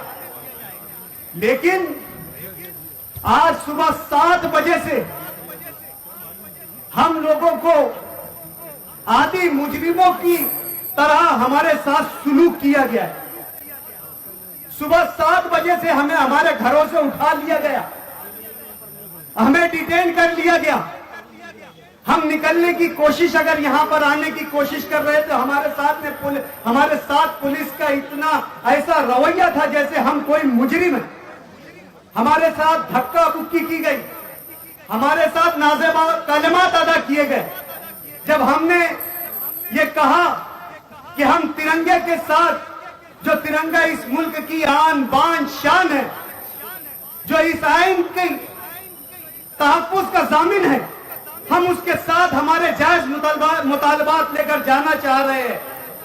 हम कोई गुनाह नहीं कर रहे हैं, हम कोई चोरी और डकैती करने नहीं जा रहे हैं। आप हमें जाने दिया जाए। तो हमें मुजरिमों की तरह ठूस कर गाड़ी में पुलिस वैन में भरकर हमें पुलिस स्टेशन ले जाया गया और मुझे 5:30 बजे तक डिटेन किया गया। हमारे साथ हमारे एमएलए फारूक शाह साहब को भी सड़क पर बैठना पड़ा, उन्हें भी डिटेन किया गया। 5 बजे मुझे छोड़ा गया जब उन्हें यह यकीन हो गया कि हम मालेगांव से ये काफिला इस एहतजाजी रैली में नहीं लेकर पहुंचेंगे। जब उन्हें पूरा मुकम्मल यकीन हो गया इस बात का कि अब मालेगांव से वो बेदार नौजवान जो अपने हक की लड़ाई के लिए बॉम्बे जाना चाहता है, जो ये समझता है कि आज उनके लिए रिजर्वेशन कितना जरूरी है, जो ये समझता है कि जो वक्फ की जो अर्जियात है, जो जमीन है, उसका तहफ्फुज कितना जरूरी है, वो मुसलमान अब अपने हक के लिए बॉम्बे नहीं पहुंच सकता। तो 5 बजे हमें छोड़ा गया। हमारे कायद ने हमें सिखाया, अगर आप में या जिस वक्त जुनून नहीं आएगा तब तक आपका हक नहीं मिल सकता। और हम यहाँ पर 8:45 बजे, 4.25 घंटे में हम यहाँ पर हमारा काफिला लेकर पहुंचे हमारे हक की लड़ाई के लिए। दोस्तों, आज ये वक्त बेदार होने का है, जागरूक होने का है। आज हमारे रहनुमा हमारे बीच में आकर हमारे हुकूक की लड़ाई और हमारे हुकूक हमारे लिए किस तरह जरूरी है, किस कदर जरूरी है, ये बताने की कोशिश कर रहे हैं। आज बहुत जरूरी है कि हम हमारी क़यादतों पर एतमाद करें और उनके जो मकसद है, उनकी जो चाहत है, उनकी जो ख्वाहिश है, उनकी जो नियत है, उनके साथ शाना बशाना खड़े रहे। इतनी ही बात कहकर मैं अपनी बात खत्म करता हूँ। वाखिरु दावाना अनिल हम्दुलिल्लाहि रब्बिल आलमीन।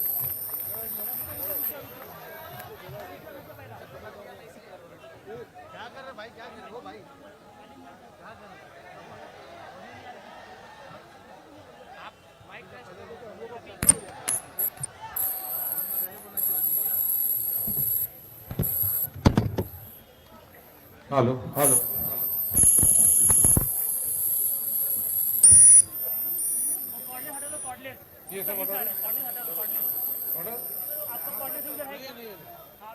Hello hello hello hello hello hello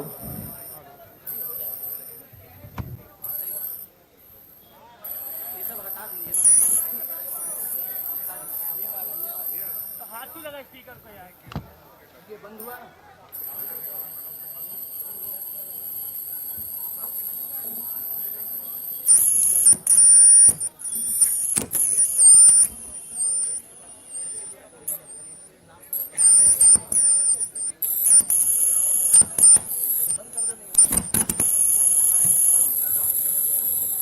hello hello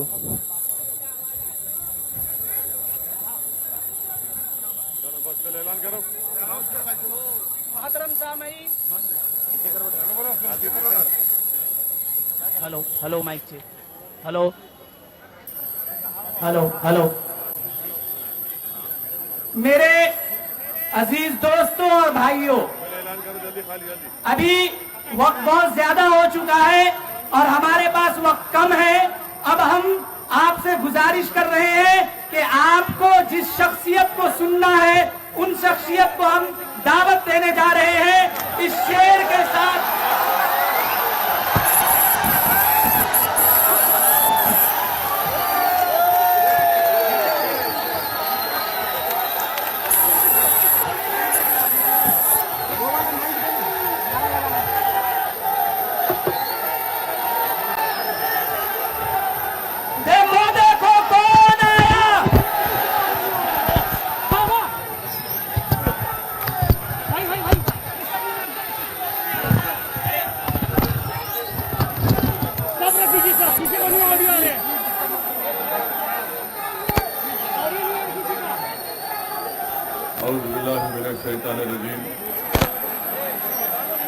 बिस्मिल्लाहिर्रहमानिर्रहीम।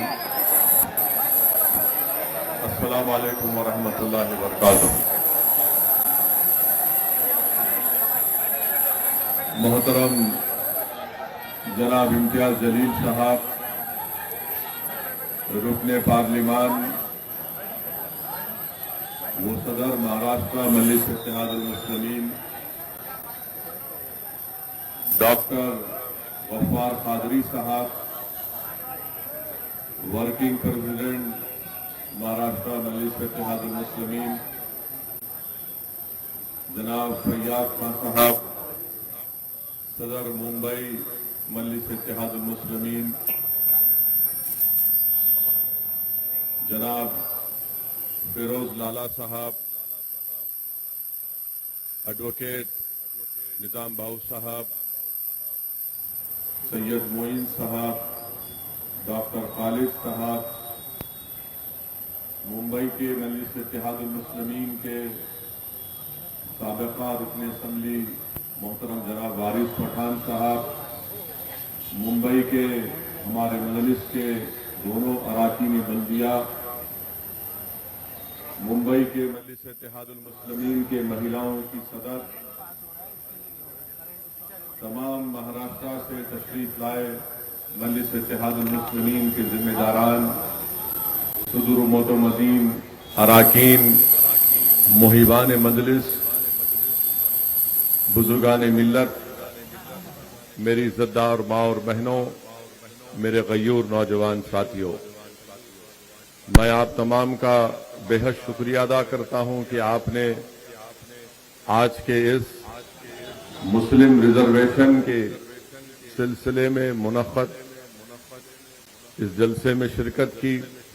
मैं शुक्रगुजार हूं मेरे तमाम मजलिस के रुफ़क़ाओं का, साथियों का, जिन्होंने महाराष्ट्र के कोने कोने से आज सुबह बाद नमाज फजर के बाद अपने इस सफर का आगाज किया और बड़ी मुश्किलात का सामना किया, मगर अल्हम्दुलिल्लाह कामयाबी के साथ वो आज यहां मुंबई को पहुंचे।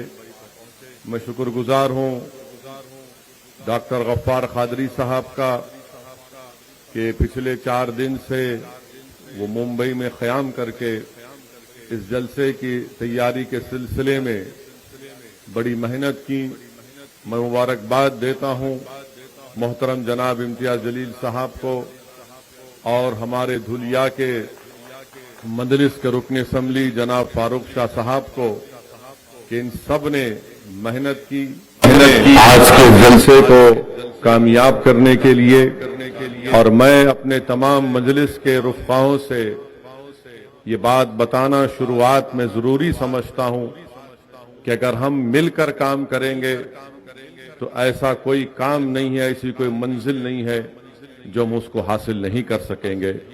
अगर हमारा टीम वर्क जारी रहेगा तो इंशाअल्लाह ताला हम महाराष्ट्र के कोने कोने तक मजलिस इत्तेहादुल मुस्लिमीन के कामयाबी के परचम लहराएंगे।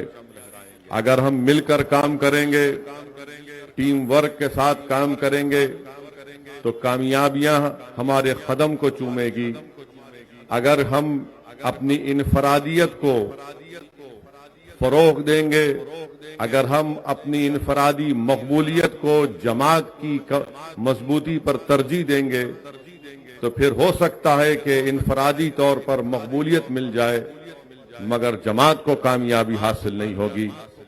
जमात को कामयाबी इज्तिमाइयत से हासिल होती है। जो लोग इनफरादियत पर कामयाबियां हासिल करते हैं वो कामयाबी ज्यादा दिन तक नहीं चलती, वो कामयाबी जल्द से जल्द खत्म हो जाती है।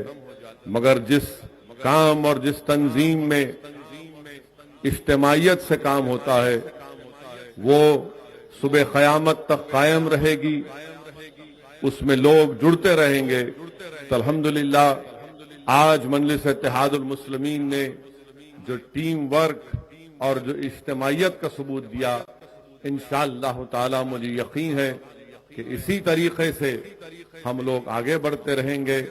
मैं हमारे शोलापुर के हमारे नौजवान भाई फारूक का भी जिक्र, फारूक शाब्दी का भी जिक्र करना जरूरी समझता हूं और जिन जिम्मेदारों का मैंने जिक्र नहीं किया इसका यह हरगिज मतलब नहीं है कि मेरे दिल में उनके लिए मोहब्बत नहीं है, बल्कि जिनका नाम नहीं लिया गया है मैं उनको अपनी आंखों पर रखता हूं और जिनका नाम लिया गया है उनका इम्तिहान अब शुरू होगा। तो जिन का नाम लिया गया है उन सब का इम्तिहान अब शुरू होगा और अगर वो इज्तिमाइयत और टीम वर्क के साथ करेंगे तो यकीनन इम्तिहान में कामयाबी मिलेगी।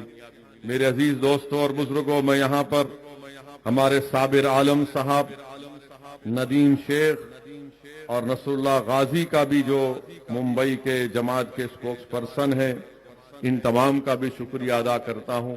अल्हम्दुलिल्लाह आप तमाम ने मिलकर मेहनत की।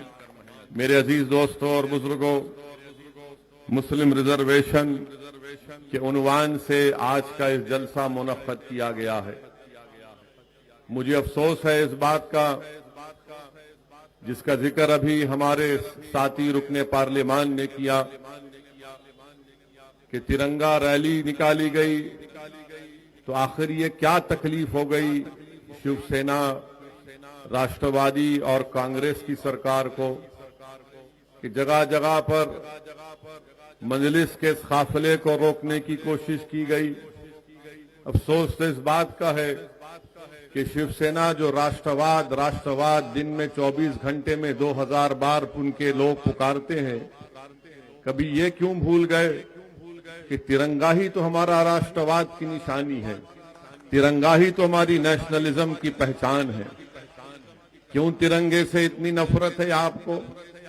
मजलिस से हो सकती है, मुसलमानों से हो सकती है, जो नहीं होना चाहिए, जो भारत के बाइज्जत शहरी है, मगर हमसे नफरत इतनी बढ़ चुकी कि जब एक मुसलमान और दलित तिरंगा उठा रहा है तो तिरंगा निकालो।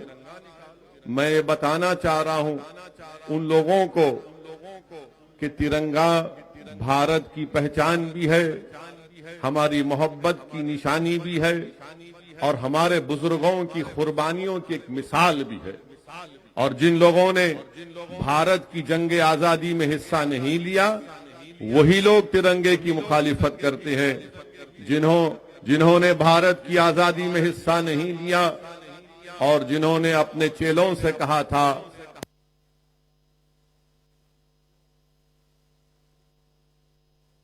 मगर मुल्क की तारीख गवाह है कि क्विट इंडिया मूवमेंट का अगर नारा किसी ने मुंबई में दिया तो मुसलमान था। तिरंगा बनाने वाले में भी कौन कौन थे, बड़ी लंबी तफसील है, मगर अफसोस है कि ये सरकार तिरंगे के भी खिलाफ हो चुकी है। मेरे अजीज दोस्तों और बुजुर्गों, ये कहा गया कि मजलिस का जलसा जब होगा तो 144 लगा दिए। मैं हमारे उद्धव ठाकरे से ये पूछना चाहता हूं, जो अभी उनका ऑपरेशन हुआ है, मेरी नेक तमन्नाएं उनके साथ हैं। मैं उम्मीद करता हूं कि जल्द से जल्द वो सेहतयाब हो जाएंगे और उनका ऑपरेशन जो हुआ है, हम उम्मीद करते हैं कि उनको सेहत हो जाएगी। मगर हम उनसे ये पूछना चाहते हैं, उनकी सरकार से पूछना चाहते हैं कि दिसंबर के इस महीने में कांग्रेस के साबिका प्रेसिडेंट जो अमेठी से हार गए और केरल से जाकर कामयाब हुए, वो मुंबई को आ रहे हैं, तो क्या जब भी 144 लगेगा या फिर उनका इस्तकबाल फूलों से किया जाएगा? जब 144 लगाएंगे आप, जब कांग्रेस के वो मौसूफ आएंगे, महाशय आएंगे मुंबई को, जब ओ माइक्रॉन की बात नहीं होगी, जब सत्ता की बात होगी। मेरे अजीज दोस्तों और बुजुर्गों, सबसे अहम बात जो आप और हमने सुना, महाराष्ट्र की जनता ने सुना कि मुस्लिम आरक्षण के नाम पर कैसे कांग्रेस के, राष्ट्रवादी के बड़े बड़े लीडर्स ने जो बयानात दिए थे कि महाराष्ट्र के मुसलमानों में वो जो 55 कास्ट हैं उनको रिजर्वेशन मिलना चाहिए। मुंब्रा का एमएलए जो मजलिस के हर जिम्मेदार के पीछे रहता है, उसने कहा कि हमारे दस्तरखान से खाना उठा लिए। तो ये महाराष्ट्र का मासूम मुसलमान इतना खुश हो गया कि इसने कहा कि हमारे दस्तरखान का खाना उठा लिए, ये हमको खाना लौटाने की बात कर रहा है। तो हमने खाने को भूल गए, भूखा रहकर उसको वोट डाला, हमने भूखा रहकर उसको वोट डाला। मगर जब इख्तिदार मिल गया तो दस्तरखान पर आप नजर नहीं आते दूर दूर तक। मुसलमान उस दस्तरखान पर नजर नहीं आता जिस पर बोटियां हैं, बड़े बड़े खाने हैं और उस टेबल पर तीन ही लोग बैठकर दबा दबा कर खा रहे हैं, जिसका नाम उद्धव ठाकरे भी है, जिसका नाम शरद पवार साहिब भी है, और कांग्रेस के कौन है कौन कहने नहीं मालूम। जो भी है, आप कहां हैं बताइए? आप तो बावर्ची खाने के पास भी नहीं है, आप तो बटलर भी नहीं है।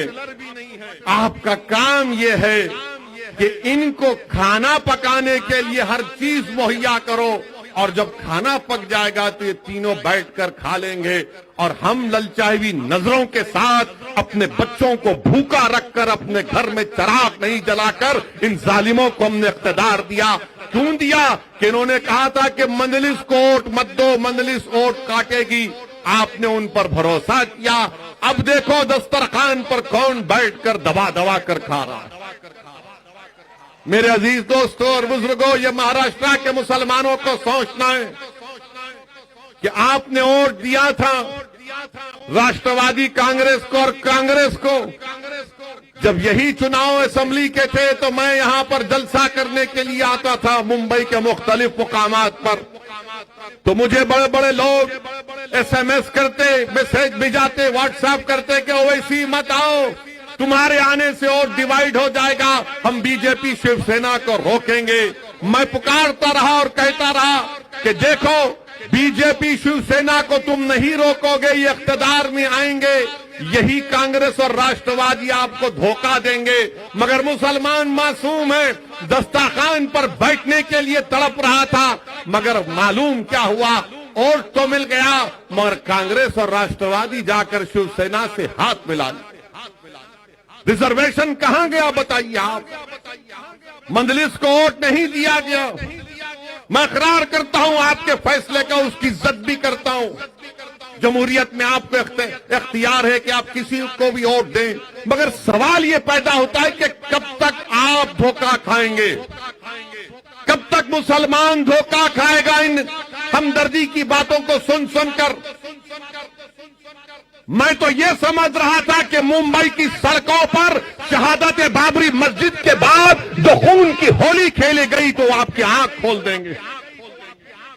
मैं तो ये समझ रहा था कि एक सियासी शऊर बेदार हो जाएगा और उन लोगों पर भरोसा नहीं किया जाएगा जिन्होंने हमारे नौजवानों के मुस्तकबिल को टाडा लगाकर जेलों में सड़ा सड़ा कर उनकी नौजवानी को बर्बाद कर दिया।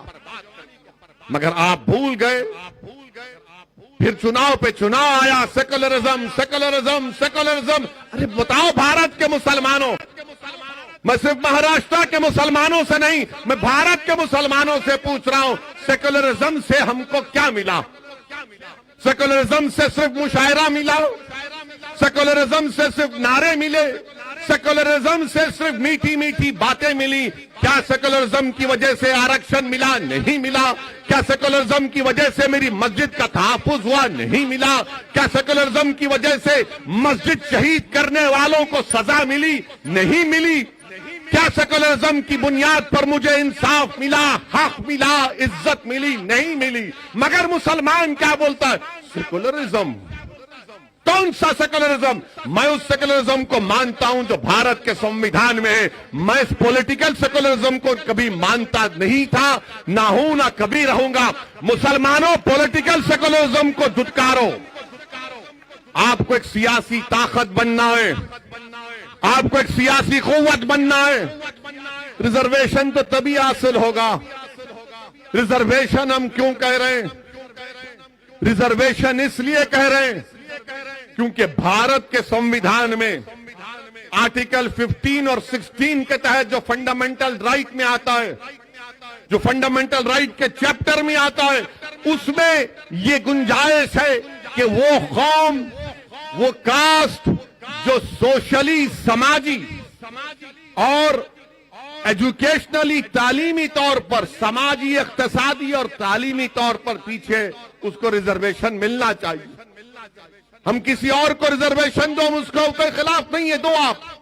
मगर तरफ तमाशा ये नाइंसाफी की हद यह है कि high court, Mumbai high court ने कहा कि महाराष्ट्र के मुसलमानों को रिजर्वेशन दिया जा सकता, दिया जाना चाहिए। वो बैकवर्ड है सोशली, एजुकेशनली। उसके बावजूद भी ये 3-in-1 की सरकार, शिवसेना, राष्ट्रवादी और कांग्रेस भूल गए और मराठा रिजर्वेशन की बात करते हैं। अब आपके सामने ये बताना जरूरी समझता हूं कि आप यहां से एक पैगाम लेकर जाएं। असदुद्दीन ओवैसी कोई अपने दिमाग से कोई आदादो शुमार या फैक्ट्स एंड फिगर्स बनाकर ये बात नहीं कह रहा है। क्या आपको मालूम महाराष्ट्र के मुसलमानों जिन्होंने सेकुलरिज्म के बात पर राष्ट्रवादी और कांग्रेस को वोट दिया, कितने महाराष्ट्र में मुसलमानों के ग्रेजुएट होते हैं? आज के इस जलसे में कितने मुस्लिम ग्रेजुएट हैं? हाथ उठाओ।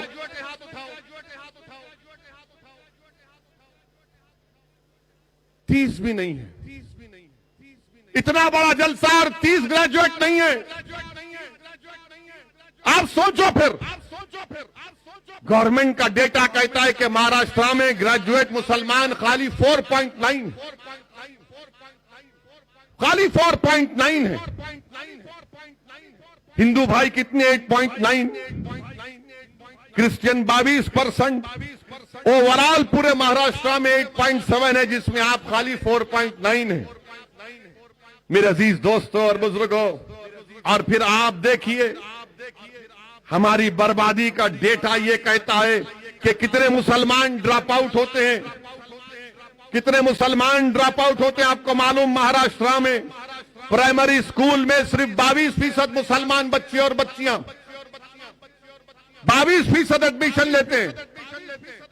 यहां पर हमारी मां और बहनें बैठे हैं, यहां पर साहब औलाद लोग बैठे हैं। क्या आपकी ख्वाहिश नहीं है कि आपका बच्चा स्कूल में पढ़े? क्या आपकी ख्वाहिश नहीं है कि मुसलमान बच्चियां स्कूल में पढ़े? सिर्फ 22% पढ़ते हैं। और जब मिडिल स्कूल को आते हैं तो गिरकर वो 13% हो जाता है। प्राइमरी में 22, मिडिल में 13 और मैट्रिकुलेशन सेकेंडरी में आते आते 12% होता है। हायर सेकेंडरी इंटरमीडिएट में 7.1% और ग्रेजुएट 4.9, यानी 22 से शुरू होकर ग्रेजुएट होने तक खाली 4% पे आ जाते मुसलमान। आप रिजर्वेशन नहीं देंगे? क्यों नहीं पढ़ रहे? मुसलमान पढ़ना चाहता है। ये संघ परिवार के जालिम लोग झूठे जो कहते हैं कि मुसलमान पढ़ना नहीं चाहता। मुसलमान पढ़ना चाहता है। क्यों नहीं पढ़ पाता? क्योंकि उसके पास पैसे नहीं है अपने बच्चों का पढ़ाने के लिए। तुम रिजर्वेशन दो उसको, देखो हमारे बच्चे और बच्चियां आसमानों तक, ऊंचाई तक जाएंगे। मगर आप नहीं करना चाहते। ये तमाम के तमाम लोग, ये तमाम सियासी पार्टियां जिनको तुम आदमी अपने दिल में सोचते हो कि मंजलिस है, मगर ये कैसा करेंगे? अरे अब तो खोलो अपने दिमागों को, सुनो मेरी बात को, निकालो अपने दिमाग से इन जालों को। क्या तुम नहीं चाहते कि तुम्हारे बच्चियां, तुम्हारी औलाद पढ़े?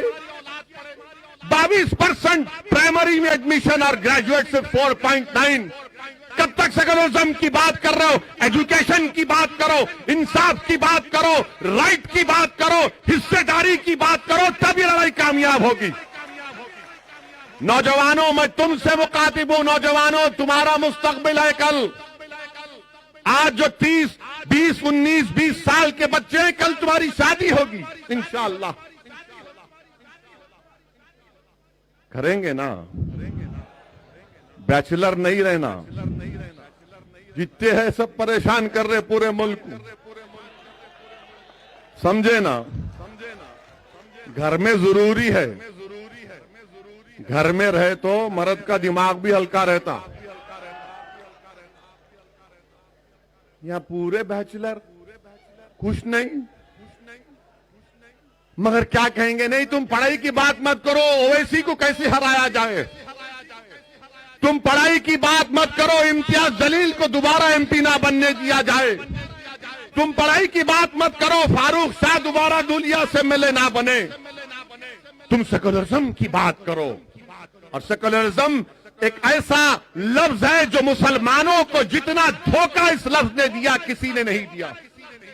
हर अखबार में अब आप यूपी का चुनाव आ रहा है, अब मैं कल जा रहा हूं कानपुर को, तो जैसे मैं अब शुरू हो गया वहां पर वैसी आ रहा है सेकुलरिज्म कमजोर होगा। अरे क्या सेकुलरिज्म का ठेका तुमने लेके रखा है? मेरे अजीज दोस्तों और बुजुर्गों, फिर आप देखिए, आपकी बर्बादी की दास्तान आपके सामने रख रहा हूं। यहां पर हमारी बहनें प्राइमरी स्कूल में 23% मुस्लिम बच्चियां प्राइमरी में, मिडिल स्कूल में आने तक 12%, मैट्रिकुलेशन 11%, हायर सेकेंडरी इंटरमीडिएट 6%, गिरते जा रहा है, मगर कोई रिजर्वेशन की बात नहीं करेगा। और फिर मेरे अजीज दोस्तों और बुजुर्गों, अभी एक और बात आपको बताना चाहूंगा, जो मेरा डेटा नहीं है, ये गवर्नमेंट का डेटा है, महाराष्ट्र की सरकार का डेटा है। आपको मालूम महाराष्ट्र में कितने मुसलमानों के पास जमीन नहीं है, जो लैंडलेस अंग्रेजी में कहते हैं। 83% मुस्लिम्स के पास जमीन नहीं है, लैंडलेस है। कितने मराठाओं के पास जमीन नहीं है? 8% और 83%। बताओ आप, ये कौन सा इंसाफ है? क्या शरद पवार का दिल सिर्फ मराठाओं के लिए धड़केगा? क्या उद्धव ठाकरे का दिल सिर्फ मराठाओं के लिए धड़केगा? क्या कांग्रेस का दिल सिर्फ मराठाओं के लिए धड़केगा?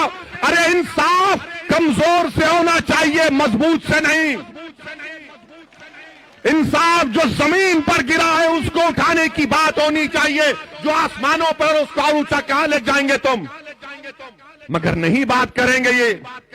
आपको मालूम कितने मुसलमानों के पास 2.5 एकड़ जमीन है पूरे महाराष्ट्र में? 10%। कितने मराठाओं के पास 10% जमीन है?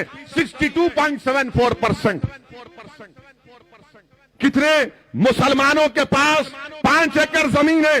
4%। कितने मराठाओं के पास 5 एकड़ जमीन है? 19%। कितने मराठाओं के पास 10 एकड़ जमीन है? 6%। मुसलमानों के पास 1.20%। कितने मराठाओं के पास 10 एकड़ से आगे जमीन है? 2.70 मराठाओं के पास 10 एकड़ से ज्यादा जमीन है, और मुसलमानों के पास 0.20, यानी 1% भी नहीं है। अब आपकी आमदनी कितनी है ये सुन लो आप, सुन के जाओ और दिमाग में रख लो मेरी इस बात को। कितने मुसलमान सालाना 25,200 रुपये कमाते? ईयरली, मंथली नहीं, सिर्फ 20%।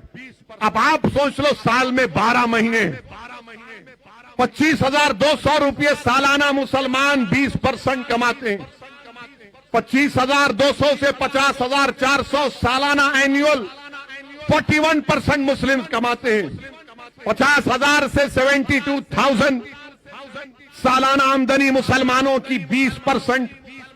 72,000 से 36,000 ईयरली आमदनी, इनकम 17.10 मुसलमानों की, और 3,60,000 के ऊपर जो सालाना कमाते हैं उन मुसलमानों की 0.70%। अब आप आओ मराठाओं के बारे में, इनकी आमदनी का जिक्र भी आपके सामने कर देता हूं। और ये मीडिया वाले बैठे हैं, यकीनन इनको तकलीफ हो रही होगी दिल से कि ये क्या बात कर रहा है। मैं अंदर की बात कर रहा हूं जो अब तक आपने बाहर नहीं लाई थी। मैं आपने अंदर की बात नहीं लाई, मैं कर रहा। आप सुनिए, मराठाओं में 24,000 जो सालाना आमदनी है वो 22%। मुसलमान में 25,000 जिसकी सालाना आमदनी है वो 20%। मराठाओं में 24,000 से 50,000 ईयरली इनकम कितनी लोगों की? 22%। 50,000 से 1 लाख 19%, और हमारे पास 50,000 से 72,000 ओनली 20%।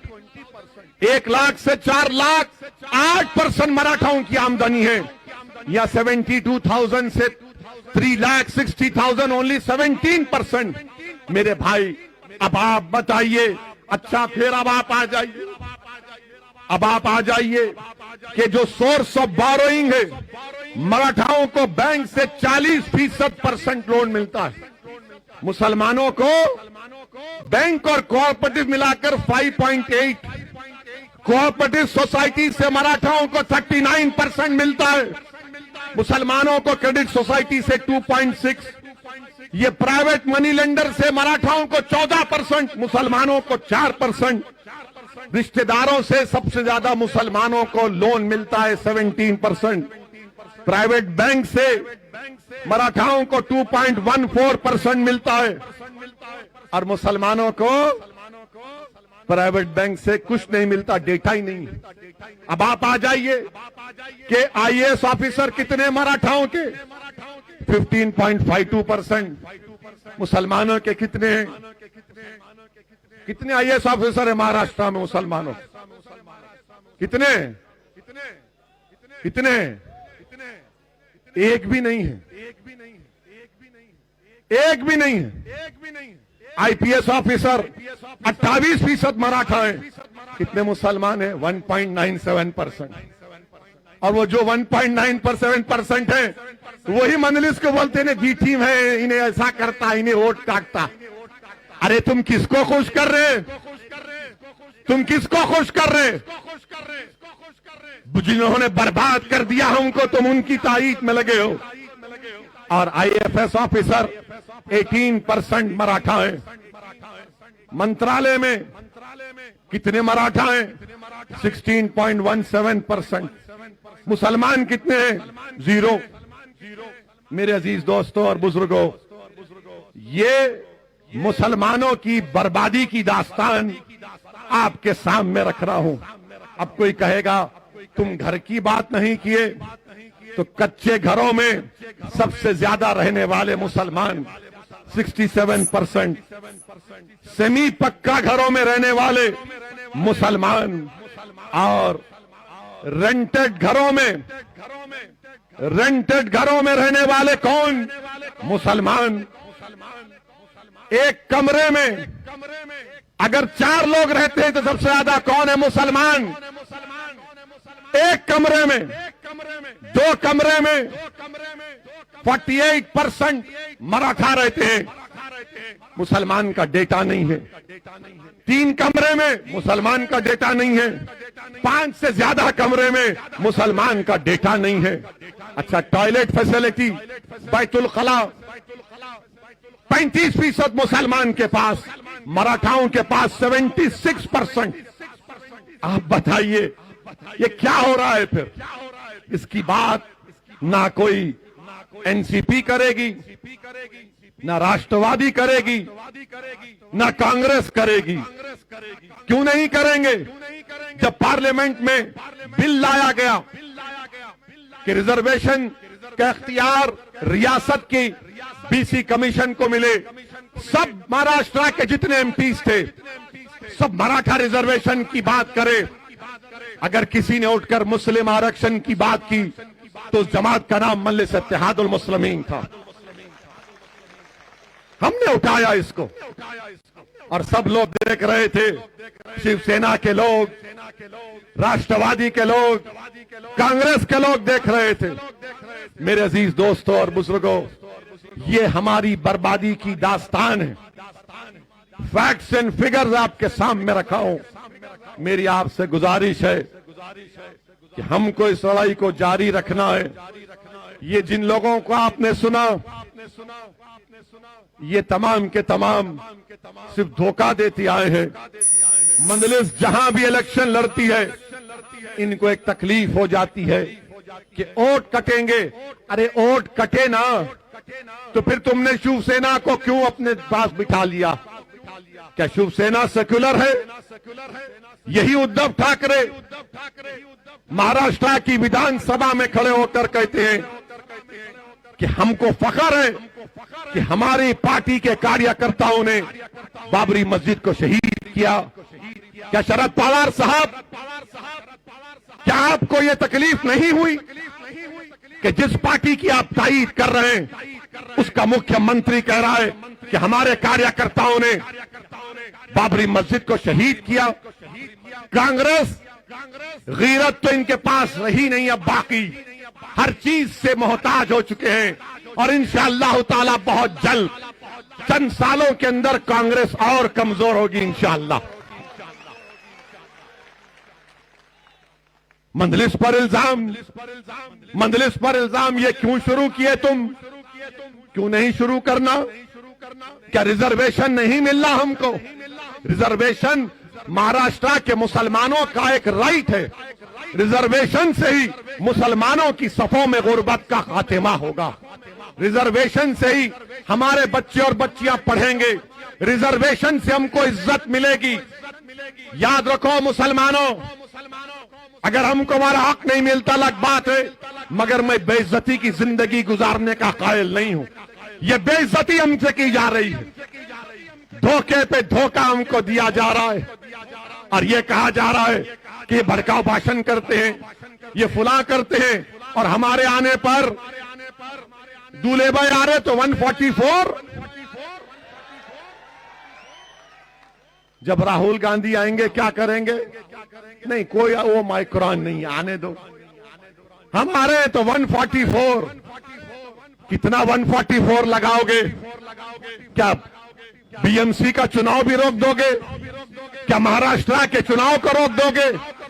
अरे ओ माइक्रोन आ रहा है तो आप बताओ मुंबई में कितना जीनोम सीक्वेंसिंग हुआ है? कितना जीनोम सीक्वेंसिंग किया उद्धव ठाकरे की सरकार ने महाराष्ट्र में? बताओ। पूरे भारत में 1% भी जीनोम सीक्वेंसिंग नहीं हुआ। कितने मुंबई में 45 साल से ज्यादा कितने लोगों को 2 वैक्सीन लगे? बताओ। अच्छा, जो हमारे डॉक्टर हैं, नर्सेज हैं, 7 महीने हो चुके उनको 2 वैक्सीनेशन होकर, उनको लगना चाहिए बूस्टर शॉट, मगर मोदी जी को फिक्र नहीं है, उद्धव ठाकरे को फिक्र नहीं है। और बूस्टर शॉट माहिरीन कह रहे हैं कि कोवैक्सीन और कोविशील्ड नहीं हो सकता।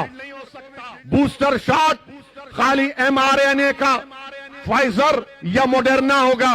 मगर मोदी जी देश में मुल्क को चला रहे हैं, मगर फाइजर और मोडर्ना से इंडेमनिटी क्लास पर झगड़ा चल रहा है। थर्ड वेव आएगी नहीं आएगी अल्लाह जानता है, हम भी नहीं चाहते कि थर्ड वेव आए, मगर बूस्टर शॉट लगाएंगे नहीं लगाएंगे ये आपका काम है। मैं मुसलमानों में तो बूस्टर शॉट लगा के रहूंगा इंशाअल्लाह ताला। हम बूस्टअप करेंगे। अपने हौसलों को बुलंद रखिए, कभी नाउम्मीदी को अपने करीब आने मत दीजिए और डरने और घबराने की जरूरत नहीं है।